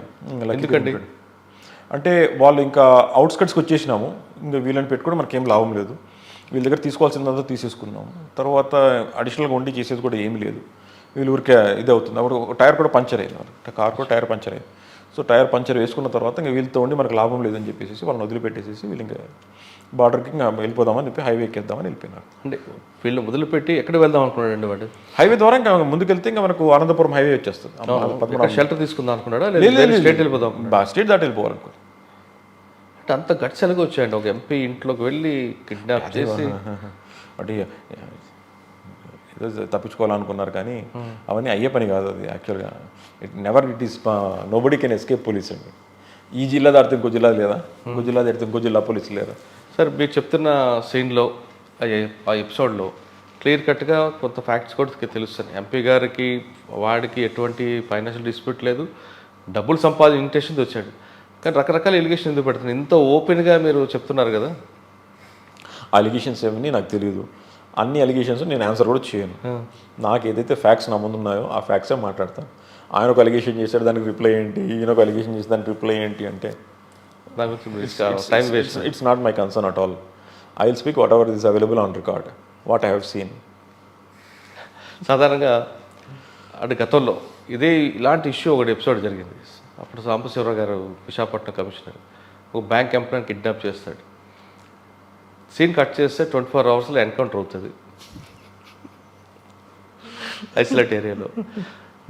ఈ ఎపిసోడ్లో అదే జరుగుతుందని చాలామంది ఎక్స్పెక్ట్ చేశారు. అంటే విశాఖ ప్రజలే ఎక్కువగా చేశారు, ఖచ్చితంగా ఎన్కౌంటర్ అవుతుంది అంటే ఒక మెసేజ్ పోతుంది. ఎన్కౌంటర్ చేయాలని ఇంటెన్షన్ మీ ఎవరికి ఉండదు, మెసేజ్ పోతుంది అని అనుకున్నాను. కానీ మేము లేకుండా చట్ట పరిధిలో కరెక్ట్గా మీరు రిమైండ్ చేసి పంపడం వెనక ఉద్దేశం అంటే క్లీన్గా ఉందామనా లేదా ఇంకేమో చేద్దామని? అట్లా మెసేజ్ కరెక్ట్ పోతుందన్నా. Whatever is legally permissible in our limits will do.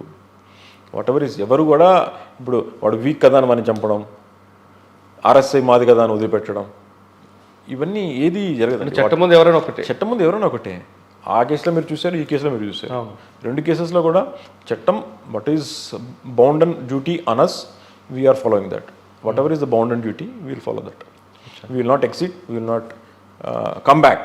Step తీసుకో మా వాళ్ళు ఉన్నా కూడా.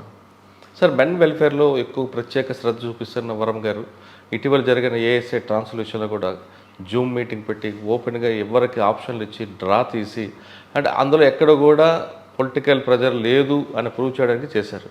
అది చాలామంది మీ మెండ్ అంతా కూడా హ్యాపీ ఫీల్ అయ్యారు. అంటే చిన్న చిన్న తప్పులు చేసి ప్రొటెక్ట్ చేసి మాకు ఇంత చేశారని. కానీ మీ డిపార్ట్మెంట్లో ఒక ఆర్ఐ గారు చేసిన పని వల్ల ఆమె ప్రొటెక్ట్ చేయకుండా నాన్ బెయిలబుల్ కేసు పెట్టి లోపల కూడా ఎందుకు ఇస్తారండి? ఇది కానిస్టేబుల్స్ ఇష్యూ అన్నదండి. వాళ్ళు దే ఆర్ ఇన్ ద మన గ్రౌండ్ లెవెల్ ఫీల్డ్ ఫోర్స్ మనకు. వాళ్ళు వర్క్ చేస్తేనే మనం అందరం కూడా వీళ్ళందరూ పోలీస్ పిల్లర్ కదా. Exactly. So they are very important to us. Constables they are the force for us. So వాళ్ళ వెల్ఫేర్, వాళ్ళ సంతోషం చూడాలి మనం. వాళ్ళకి ఒకసారి పోస్టింగ్ ఇస్తే 5 years ఉంటారు. సో వాళ్ళకి ఇష్టం లేకుండా అడ్డదిడ్డంగా పోస్టింగ్ ఇస్తే 5 ఏళ్ళు సఫర్ అన్న అవుతాడు, లేకపోతే బాధపడుతూనే ఉంటాడు, లేకపోతే అటు ఇటు తిరుగుతూనే ఉంటాడు, ఏదో నామకి డ్యూటీ చేస్తాడు. దాని బదులు వాళ్ళనే ఆప్షన్ అడిగాను నేను, మీరే ఇవ్వండి ఆప్షన్స్. ఏదో ఒక పోలీస్ స్టేషన్ అయితే ఇవ్వండి. సిటీ ఎంత చేసినా కూడా సిటీ 22 పోలీస్ స్టేషన్స్ మధ్యలోనే ఉండాలి వాళ్ళు. సో కనుక మీరే ఆప్షన్స్ ఇవ్వండి, మీ ఆప్షన్స్ ఇచ్చేంత వరకు నేను సర్దుతాను అని చెప్పేసి ఓపెన్గా ఫస్ట్ టైం వాళ్ళు కూడా అని చెప్పింది. సిపి లెవెల్, కానిస్టేబుల్ వాళ్ళతో మాట్లాడడం, జూమ్లో చూపిస్తున్నారు, లైవ్లో అది ఫస్ట్ టైం అని చాలా హ్యాపీగా ఫీల్ అయినారు. So I also felt happy. అంటే నాకు 2 full days పట్టిందండి, 2 full days పట్టింది. But I'm really happy in the sense that another 5 years he will be working in happily in the police station. అవును. ఆ ఒక్క ఈ 2 రోజుల కోసం, 5 ఏళ్ళ సాటిస్ఫాక్షన్ కోసము 2 రోజులు పోతే పోయింది అనిపించింది. కానీ మెన్ వెల్ఫేర్ చూస్తున్నారు, మెన్ ప్రొటెక్ట్ చేస్తున్నారు కదా. మరి ఆర్ఐ గారి విషయంలో ప్రొటెక్ట్ చేయాలనిపించలేదా? లేదు చట్టం ముందు మీరు ఇందాక చెప్తున్నారు ఎవరైనా సమానం అని పంపించారు. చట్టం ముందు ఎవరైనా ఒకటే అండి, ఎవరైనా ఒకటే. అసలు ఆ ఎపిసోడ్ ఏంటి జరిగిందండి? 90 లక్షలు 500 rupees నోట్స్ ఇస్తే 1 crore 2000 rupees నోట్స్ ఇస్తారని చెప్పేసి మనకు ఒక తమ్ముడు కేసు జరిగింది, వైజాగ్ సిటీలో కేసు జరిగింది. ఓకే, ఒక కేసు జరిగింది. So it's the second case, it's not new. అనకాపల్లిలో కేసు జరిగింది. సో ఇది రిపీటెడ్ అవుతున్న కేసెస్, ఇది కొత్త ఏమో కాదు. కానీ దీంట్లో ఏంటంటే ఇది ఎంప్లాయీస్ కొద్దిగా ఏదో రియల్ ఎస్టేట్ చేయాలని వాళ్ళు ఏదో డబ్బు పోగేసుకొని, సో 90 లక్షలు ఇస్తే మనకు 1 కోటి రూపాయలు వస్తుందన్న ఉద్దేశంతో వాళ్ళు సూర్య అని చెప్పి ఒక మిడిల్ మ్యాన్ అడిగినట్టుగా తెలుస్తుంది. ఈ సూర్య అన్న మిడిల్ మ్యాన్ మన ఆర్ఐ గారి డ్రైవర్తో కానిస్టేబుల్స్ టచ్లోకి వెళ్ళినట్టు, వాళ్ళు మేము సెటిల్ చేస్తాము, ఇప్పిస్తామని చెప్పేసి మేడం దృష్టికి తీసుకెళ్ళినట్టు, ఈవిడ డబ్బు తీసుకోపోకుండానే వాళ్ళని తీసుకురమ్మని చెప్పినట్టు. సో వాళ్ళు రెడ్ హ్యుండాయ్ కార్లో డబ్బు తీసుకొని రావడం జరిగింది. మన వాళ్ళు ఎక్కి వెరిఫై చేసుకోవడం జరిగింది, అమౌంట్ ఉందని చెప్పడం జరిగింది. తర్వాత వాడిని ఆ సూర్య గారిని కొట్టడం, ఇవంతా అనవసరంగా థ్రెటన్ చేయడం, ఇవన్నీ జరగడం జరిగింది. చెప్పి ముందు బొలేరో, మన పోలీసు బొలేరో వెహికల్ ఉంది, దాంట్లో మేడం ఉంది, మేడంకి అన్నీ తెలుసు, మేడం తీసుకెళ్ళి డైరెక్ట్గా దీన్ని ఇన్కమ్ ట్యాక్స్ కప్ చెప్తుంది, మీ అమౌంట్ అంతా పోతుంది, మేడంతో మాట్లాడుకుంటే సరిపోతుంది అని చెప్పి మేడం ముందు కార్లో వెళ్తుంది. అప్పుడు నేను డౌట్ వచ్చి కూడా అడిగాను నేను, ఇప్పుడు డ్రైవర్ వచ్చి కార్లో కూర్చున్నాడు కదా, ఆ బండి ఎవరు తోలుతున్నారు, మేడమే తోలుతున్నారు అన్నారు. సో ఇవన్నీ కూడా చూస్తే it should not have been done as a police officer. అందుకు తప్పు చేసినట్టుగా we all felt it's bad incident. అందులో 1 కోటి రూపాయలు దొరికిందంటారు వాస్తవం అండి? 12.5 లక్షలు తీసుకున్నారు అంతే, 12.5 lakhs మాత్రమే తీసుకున్నారు. అది తప్పే. ఆ డబ్బంతా కూడా ఒక ప్రజాప్రతినిధి అంటారు వాస్తవం? అవన్నీ మాకు ఎక్కడ ట్రేస్ అవ్వలేదండి. అలిగేషన్స్ అయితే వస్తున్నాయి, మాకు ఎక్కడ కూడా ట్రేస్ అవ్వలేదు, ఎవరు క్లెయిమ్ చేయలేదు కూడా. అంటే ఒకవేళ మీరు ఆమెను ప్రొటెక్ట్ చేయకుండా రిమైండ్ చేశారు, ప్రొటెక్ట్ చేస్తుంటే నేను చెప్పాను, ఫస్ట్లో కూడా చెప్పాను, law will take its course, that's what we been doing. Sir వైజాగ్లో ట్రాఫిక్ ఇష్యూ కాకుండా ఇంకా మంచి ఛాలెంజ్ ఉంది, దీన్ని ఎలాగైనా ట్రేస్ చేయాలన్నది ఉందా? అంటే కిడ్నీ కేసు కూడా ఛాలెంజ్గా తీసుకొని చేసాము. ఇప్పుడు ట్రాఫిక్ మీద దృష్టి పెట్టామండి. ప్రస్తుతం అయితే నేను ట్రాఫిక్ మీద దృష్టి పెట్టాను. ఇప్పుడు కూడా నేను మన షీలానగర్ ఏరియాకి పోయి వచ్చాను. 7,000 vehicles goes to the port. 7,000 vehicles, containers and all vehicles. 7,000 vehicles will come out of the port. 14,000. 2,000 vehicles will to Gangavaram port and 2,000 will come back. అంటే ఎంత 4 plus 14. 18,000. Around 20,000 vehicles. Trucks. Trucks with containers. They wanted to go round the clock. అది వాళ్ళ request. మీరేమన్నారు? అదే చూస్తున్నా what are the possibilities అని study చేయడానికి వెళ్ళొచ్చాను నేను. ఒకవేళ ట్రక్స్ మెయిన్ రోడ్లో తీసుకుంటే సర్వీస్ రోడ్ ఎక్కడ దాకా ఉంది, సర్వీస్ రోడ్లో మన ట్రాఫిక్ని డైవర్ట్ చేయొచ్చా లేదా, అది ఎగ్జామిన్ చేసి వచ్చాం. సో దానికి ఇట్స్ నాట్ పోలీస్ ఒకరే చేయలేదు దాన్ని. సో దాంట్లో ఎందుకంటే national highways belongs to port, మా నేషనల్ హైవే అథారిటీస్ రావాలా, ఆఫీషియల్స్ ఉండాలా, ఎంక్రోచ్మెంట్స్ ఏమైనా ఉంటే దాన్ని రిమూవ్ చేయడానికి జీవీఎంసీ రావాలా, కొత్త రోడ్స్ చేయాలంటే జీవీఎంసీ రావాలి. సో వీళ్ళందరూ వస్తే మనం దాన్ని డైవర్ట్ చేయొచ్చు. సో ఇవన్నీ ప్రాబ్లం అండర్స్టాండ్ చేసుకున్నాం మనం. సో ఏ విధంగా ఈ ట్రక్స్ మనం పీక్ అవర్స్లో అలౌ చేస్తే సివిలియన్స్కి ఏ కాకూడదు అనేది మా ఫోకస్. అచ్చా. స్కూల్కి వెళ్ళే పిల్లలు ఉంటారు, రౌండ్ ద క్లాక్ వెళ్తే మనం 8 o'clock నుంచి 9 o'clock మనం 2 hours మార్నింగ్ ఆపుతున్నాం, 2 hours ఈవినింగ్ ఆపుతున్నాం. ఓకే. స్కూల్స్ టైమింగ్స్లో మనము ఎవరిని అలౌ చేయం. చిన్న పిల్లలు పోతుంటారు, మోటార్ సైకిల్ మీద హెల్మెట్స్ లేకుండా తిరుగుతుంటారన్న ఉద్దేశంతో మనం అలౌ చేయం. సో దాన్ని కూడా అలౌ చేయాలంటే ఏంటి అన్నది స్టడీ చేయడానికి వెళ్ళాం. సో అదేవిధంగా మొన్నటి రోజున మద్దిలపాలెం జంక్షన్కి వెళ్ళొచ్చు. మద్దిలపాలెం జంక్షన్లో మీకు తెలుసు ఒక 6 exits 6 ఎంట్రీస్ టైప్స్లో ఉంటాయి. ఆంధ్ర యూనివర్సిటీ నుంచి బయటకు వస్తారు, ఇటు పక్క నుంచి రామా టాక్సీ నుంచి బయటకు వస్తారు, ఇటు పక్క అక్కడ తిరుగుతుంది. మద్దిలపాలెం బస్ డిపోకు అదే రోడ్లో పోతారు, మద్దిలపాలెం డిస్ప్లే బయటకు వస్తారు. సో ఈ జంక్షన్ అంతా కూడా కంటిన్యూగా స్టడీ చేస్తూ ఉన్నాం. దాంట్లో 2-3 ఆల్టర్నేటివ్స్ దొరికింది మాకు.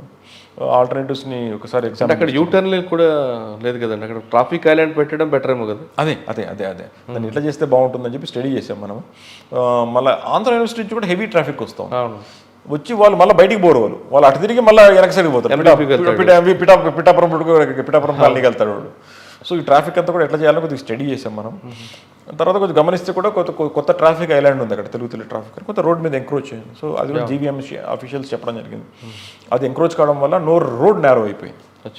సో ఎందుకంటే మనం చూసారంటే ఇటు నుంచి వచ్చేది సత్యం నుంచి వచ్చే రోడ్ వైడ్గా ఉంటుంది, సత్యం నుంచి వచ్చి టువర్డ్స్ రమాటాక్స్ పోయేది వైడ్గా ఉంటుంది, రమాటాక్స్ నుంచి వచ్చి చాలా నేరోగా ఉంటుంది.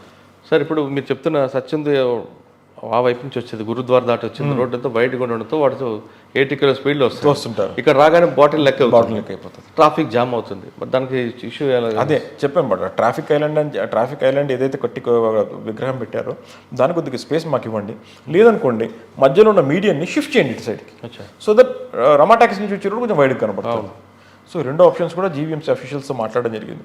సో ఏదైనా కూడా traffic is possible only with 3 అండి: ఎన్ఫోర్స్మెంట్, ఇంజనీరింగ్ అండ్ ఎడ్యుకేషన్. మేము ఎన్ఫోర్స్మెంట్, మాకు ఇంజనీరింగ్ సపోర్ట్ ఉంటేనే మేము చేస్తాం. అండ్ ఎడ్యుకేషన్ కామన్ అందరికీ ఐడియా ఉండాలి, వాట్ ఈస్ వాట్ అనేది ఐడియా ఉండాలి. జంక్షన్కి వచ్చినప్పుడు స్లో అవ్వాలా, అంత హై స్పీడ్స్లో రాకూడదు. So education. సో 3 E's కలిస్తేనే మనం రెగ్యులేట్ చేయగలుగుతాం. ఒక ఈతోనే మీరు చేయమంటే కష్టం అవుతుంది. అంటే జనరల్గా traffic public awareness, public traffic sense ఉంటే మాత్రం ఆ ప్రాబ్లం ఉండదండి. ట్రాఫిక్ సెన్స్ లేకపోవడంతోనే జరుగుతున్నాయి. వాస్తవం. ఎవరింతకు వాళ్ళు తన పని అయిపోవాలని చూస్తారండి. తన పని అయిపోవాలంటే మిగతా వాళ్ళకి ఇబ్బంది కలిగినా కూడా పర్వాలేదు కానీ నా పని అయిపోవాలి. మొన్న మనము 1 town ఏరియా ఇదంతా కూడా క్లియర్ చేసాం. జీవీఎంసీ అఫీషియల్ సపోర్ట్ ఎంక్రోచ్మెంట్స్ అని షిఫ్ట్ చేసాం.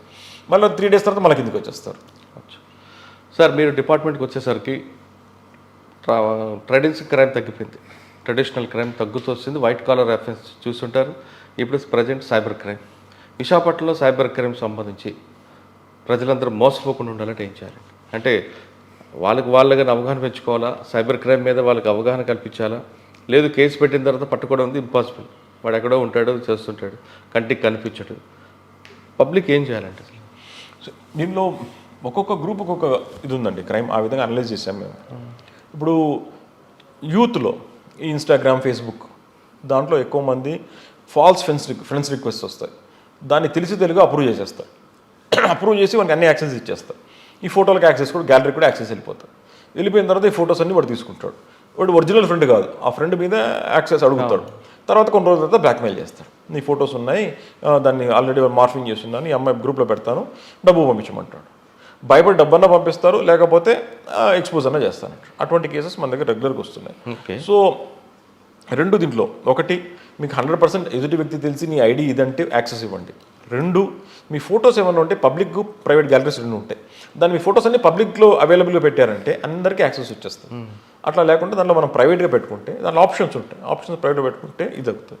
సో ఇటువంటిలో ఫేస్బుక్, ఇన్స్టాగ్రామ్లో ఎక్కువ మంది పిల్లలు దీంట్లో సఫర్ అవుతుంటారు. 2 లోన్ యాప్స్, మిడిల్ దీనికోసం. ఈ లోన్ యాప్స్ని దయచేసి నమ్మొద్దండి. ఇవన్నీ కూడా ఫాల్స్ యాప్సే. ఇవన్నిటి కూడా మనము ఎంత ట్రేస్ చేసినా కూడా at the end of the day ఈ అక్యూజ్ ఎవడో బార్డర్లోనో ఎక్కడో కూర్చొని ఉంటాడు, ఇంటర్నేషనల్ బార్డర్స్లో ఉంటారు. సో ఈ అమౌంట్ అంతా కూడా ఫాల్స్ అకౌంట్స్లోకి పోతాయి. ఇవన్నీ కూడా ఏ దాంట్లో వెరిఫై, కేవైసీ మన కస్టమర్ది వెరిఫై చేసినా కూడా ఏది కరెక్ట్ ఉంటుంది, అన్నీ కూడా ఫోర్జ్డ్ డాక్యుమెంట్సే పెట్టుంటారు. సో ఏ అకౌంట్కి పోతుందన్న దాని గురించి. సో దీన్ని కూడా ట్రేస్ చేయడం కష్టం. ఈ లోన్ యాప్స్ని దయచేసి నమ్మొద్దండి. నమ్మినారంటే మాత్రం మిమ్మల్ని హెరాస్ చేస్తూ ఉంటారు. మీరు తీసుకునేది 3,000, ఆ 3,000కు విపరీతమైన హెరాస్మెంట్ ఉంటుంది. సో లోన్ యాప్స్ని మనం ఆల్రెడీ లెటర్ పెట్టి లోన్ యాప్స్ కూడా మార్పించడం జరిగింది. ఓకే. మూడో రకమైన క్రైము, మీరు ఇంట్లో ఊరికే కూర్చుని ఉంటే లైక్ చేస్తే మీకు 300 రూపాయలు వస్తుందంటాడు. ఇది చెప్తున్నా, 3 రకాల ఏజ్ గ్రూప్కి ప్రాబ్లమ్స్ ఇవన్నీ. యూత్కి ఏమో ఇన్స్టాగ్రామ్ ఫేస్బుక్లో ప్రాబ్లమ్స్ ఉంటాయి, మిడిల్ క్లాస్ ఏమో కొద్దిగా లోన్ యాప్స్ గురించి డబ్బుల కోసం పోయి ఇరుక్కుంటారు సైబర్ క్రైమ్లో. మిగతాది కొంచెం సీనియర్ సిటిజన్స్ ఇంట్లో కూర్చొని ఏదన్నా లైక్ కొడితే వస్తుంది కదా అని చెప్పి ఫస్ట్ ఏమంటాడు, ఒక లైక్ చేస్తే మీకు 50 రూపాయలు వస్తుంది అంటాడు, 100 రూపాయలు వస్తుంది అంటాడు. 4 సార్లు కొడితే 400 రూపాయలు వస్తుంది. ఇదేదో బాగుంది అనిపిస్తుంది. సో తర్వాత మీకు కొంచెం హై లెవెల్లో మిమ్మల్ని తీసుకెళ్తాం, మిమ్మల్ని మీరు రెగ్యులర్గా లైక్ చేస్తే మీరు ఒక 300 వేయండి అంటాడు. 300 వేసిన తర్వాత వీడు ఎందుకు వేయాలో నాకు తెలియదు. వీడు వేసిన తర్వాత 380 రూపాయలు వస్తుంది, వాళ్ళ అకౌంట్లో పడుతుంది. అది 300 రూపాయలు పడుతుంది. మళ్ళీ వీడు 500 వేయమంటాడు, 600 వచ్చి పడుతుంది. వీడికి నమ్మకం పెరిగిపోతుంది. తర్వాత 3,000 వేయమంటాడు, 3,000 వేస్తాడు. ఈ లైక్ చేస్తే డైరెక్ట్ డబ్బులు రావడం పెట్టో తెలియదు. బట్ చాలామంది విక్టిమ్ అవుతున్నారు. నా కన్సర్న్ ఇస్ దట్ చాలామంది విక్టిమ్స్ అవుతున్నారు. సో ఇది ఏంటంటే మళ్ళీ ఒక స్టేజ్ తీసుకెళ్ళి లాస్ట్కి మొన్న ఒక కేసులో 3,91,000 రూపీస్, 3,91,000. సో 1,00,000 అయిపోయిన తర్వాత ఏమంటాడు, ఇంత లక్ష ఒకటేసారి ఇవ్వాలంటే కుదరదని, మనం ట్యాక్స్ కట్టాలా, దీనికి జిఎస్టీ ఉంటుంది అంటాడు. తర్వాత దానికి ఎంత 15,000 కట్టమంటాడు. అది కట్టిన తర్వాత ఇప్పుడు విత్డ్రా చేయాలంటే మళ్ళీ మీరు ఒక సెక్యూరిటీ డిపాజిట్ గురించి చూపించండి, సెక్యూరిటీ డిపాజిట్ చూపిస్తే అదంతా 50,000. ఇట్లా మొత్తం లాగేసుకుంటారండి. సో ఇటువంటి దయచేసి నమ్మొద్దండి. ఏ క్రైమ్ తగ్గినా తగ్గకపోయినా సైబర్ క్రైమ్ మాత్రం పెరుగుతూనే ఉంటుంది. ఎందుకంటే ఎక్కువ మంది devices are going online, more cell phones are coming to the market, more people are going to online, more transactions are happening online. So more people are falling victim to the cyber crime. అచ్చా sir, Visakhapatnam అనగానే beach పోలీసింగ్పై మీ focus ఏంటి? చాలా చక్కగా ఉందండి. ఇప్పుడు మీరు చూసారంటే beach ఒకసారి మీరు ఇప్పుడు ఈవినింగ్ సండే కానీ ఎప్పుడైనా వెళ్ళి చూడండి, పెట్రోలింగ్ కంటిన్యూస్గా ఉంటుంది. మన వాళ్ళు అరిచి సైరన్ కొట్టి ఎక్కువ మంది పోకుండా బయటికి రమ్మని పిలుస్తుంటారు. కానీ ఈ మధ్య చాలా మంది చనిపోయారు కదా, 2-3 చనిపోయారు. చనిపోయిన తర్వాత స్టెప్స్ తీసుకున్నాం. అచ్చా, చనిపోయిన తర్వాత స్టెప్స్ తీసుకున్నాం. ప్రత్యేకించి స్పెషల్ బీచ్ ట్రాక్టర్స్ తెప్పించాం. స్పెషల్ ఫోర్స్ మనం దగ్గర 10-15 మందిని బీచ్లో ఎక్స్క్లూజివ్గా only for this job. Okay. Sirens వేసుకొని ఈ విజిల్స్ పెట్టుకొని మీరు ఒక్కసారి సండే నేను మీకు చూపిస్తాను ఎంత చక్కగా చేస్తారన్నది. మీరు కూడా చేసుకోవచ్చు. మీ దగ్గర ఉన్నాం కదా. 100% చాలా చక్కగా చేస్తున్నారు, బోత్ అట్ రిషికొండ అండ్ టార్కే బీచ్. ఓకే. ఈ సంఘటనలు జరిగిన తర్వాత మనకు బాగా డ్రౌనింగ్ డెత్స్ బాగా తగ్గాయి. మనకు ఎక్కడైనా జరుగుతున్నాయి అంటే మన ఈ ఏరియా కాకుండా మనం అన్నిట్లో పెట్టలేం కదండి, బీచ్ అంతా పెట్టలేం మనం. కొన్ని చోట్ల జాలార్పేట ఏరియాలో నాకు 2 డెత్స్ జరిగాయి. అక్కడ ఎవరు లేరు, పిల్లలే పోయినారు, చనిపోవడం జరిగింది. సో ఎక్కడైతే పోలీస్ ప్రెసెన్స్, ఎక్కడైతే పబ్లిక్ ఎక్కువ ఉన్నారో అక్కడ పోలీసు ఉంటున్నారు. అక్కడ ఉండడం వల్ల మనకు ఈ యొక్క డ్రౌనింగ్ డెత్స్ తగ్గుతున్నాయి. అచ్చా సార్, ఫైనల్గా 2 క్వశ్చన్స్ అండి. విశాఖ ప్రజలకు మీరు ఇచ్చే భరోసా ఏంటి? నెంబర్ 2, మీలాగే డిపార్ట్మెంట్ రావాలనుకున్న వాళ్ళకి ఇచ్చే మెసేజ్ ఏంటంటే? విశాఖ ప్రజలకు అని చెప్పేది, ఇట్స్ ఎ పీస్ఫుల్ ప్లేస్ అండి. We are there, police is there to take care of all your security needs. We are always there. So you can be confident about that. But don't fall into prey with respect to cyber crimes. That you have to take precautions. Cyber crimes అన్నది మీ చేతుల్లో ఉంటుంది. మీరు అనవసరంగా ఉచ్చుల్లో ఏదాంట్లో పడి ఉచ్చుల్లో బిగించుకోవద్దండి. తర్వాత land disputes అన్నీ కూడా ఒక పద్ధతిగా ఒక ఫోరం ద్వారా మనం ఇబ్బంది ఉన్న ప్రజలకు సెటిల్ చేస్తున్నాం, వాళ్ళని సాల్వ్ చేస్తున్నాం మనం వితౌట్ ఎనీ దిస్ థింగ్. ఒకవేళ లీగల్ ఇష్యూస్ ఉన్నాయంటే మనం కోర్టుకు పోమని చెప్తున్నాం, సివిల్ కోర్టుకు వెళ్ళమని చెప్తున్నాం. సో ఏదైనా పర్చేస్ చేసేటప్పుడు ఒక నెల రోజులు లేట్ అయినా పర్వాలేదు, get all the documents thoroughly verified. Don't fall in to the trap of getting cheaper at cheaper price. That's it's a peaceful place and people love peace and we are here to maintain peace.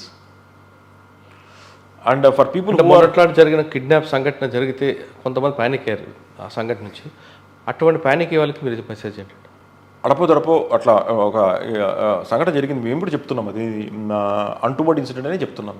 It's an untoward incident, but it will not be repeated every time. It has happened once and we have taken appropriate steps for that. లేకపోతే మనం ప్రిపేర్డ్గా లేకపోతే ఎక్కడికో ఇంకొక రోజు లేక ఇంకొక జరిగేది. అప్రాప్రియేట్గా మన నోటీస్ వచ్చిన 3 hours అంతా మనము దాన్ని ట్యాకిల్ చేసాం. 8 o'clock వచ్చింది, 10 o'clock 11 o'clock అంతా మనం ప్లాన్ చేసి పట్టుకున్నాం. అందులో మీ టీం వర్క్ సూపర్ సక్సెస్ అనుకుంటా. అది మనం పోలీస్ దృష్టికి రాగానే మనం ప్లాన్ చేసి మనం అప్రహెండ్ చేయగలిగినాం. Okay. So we are there, always there for you.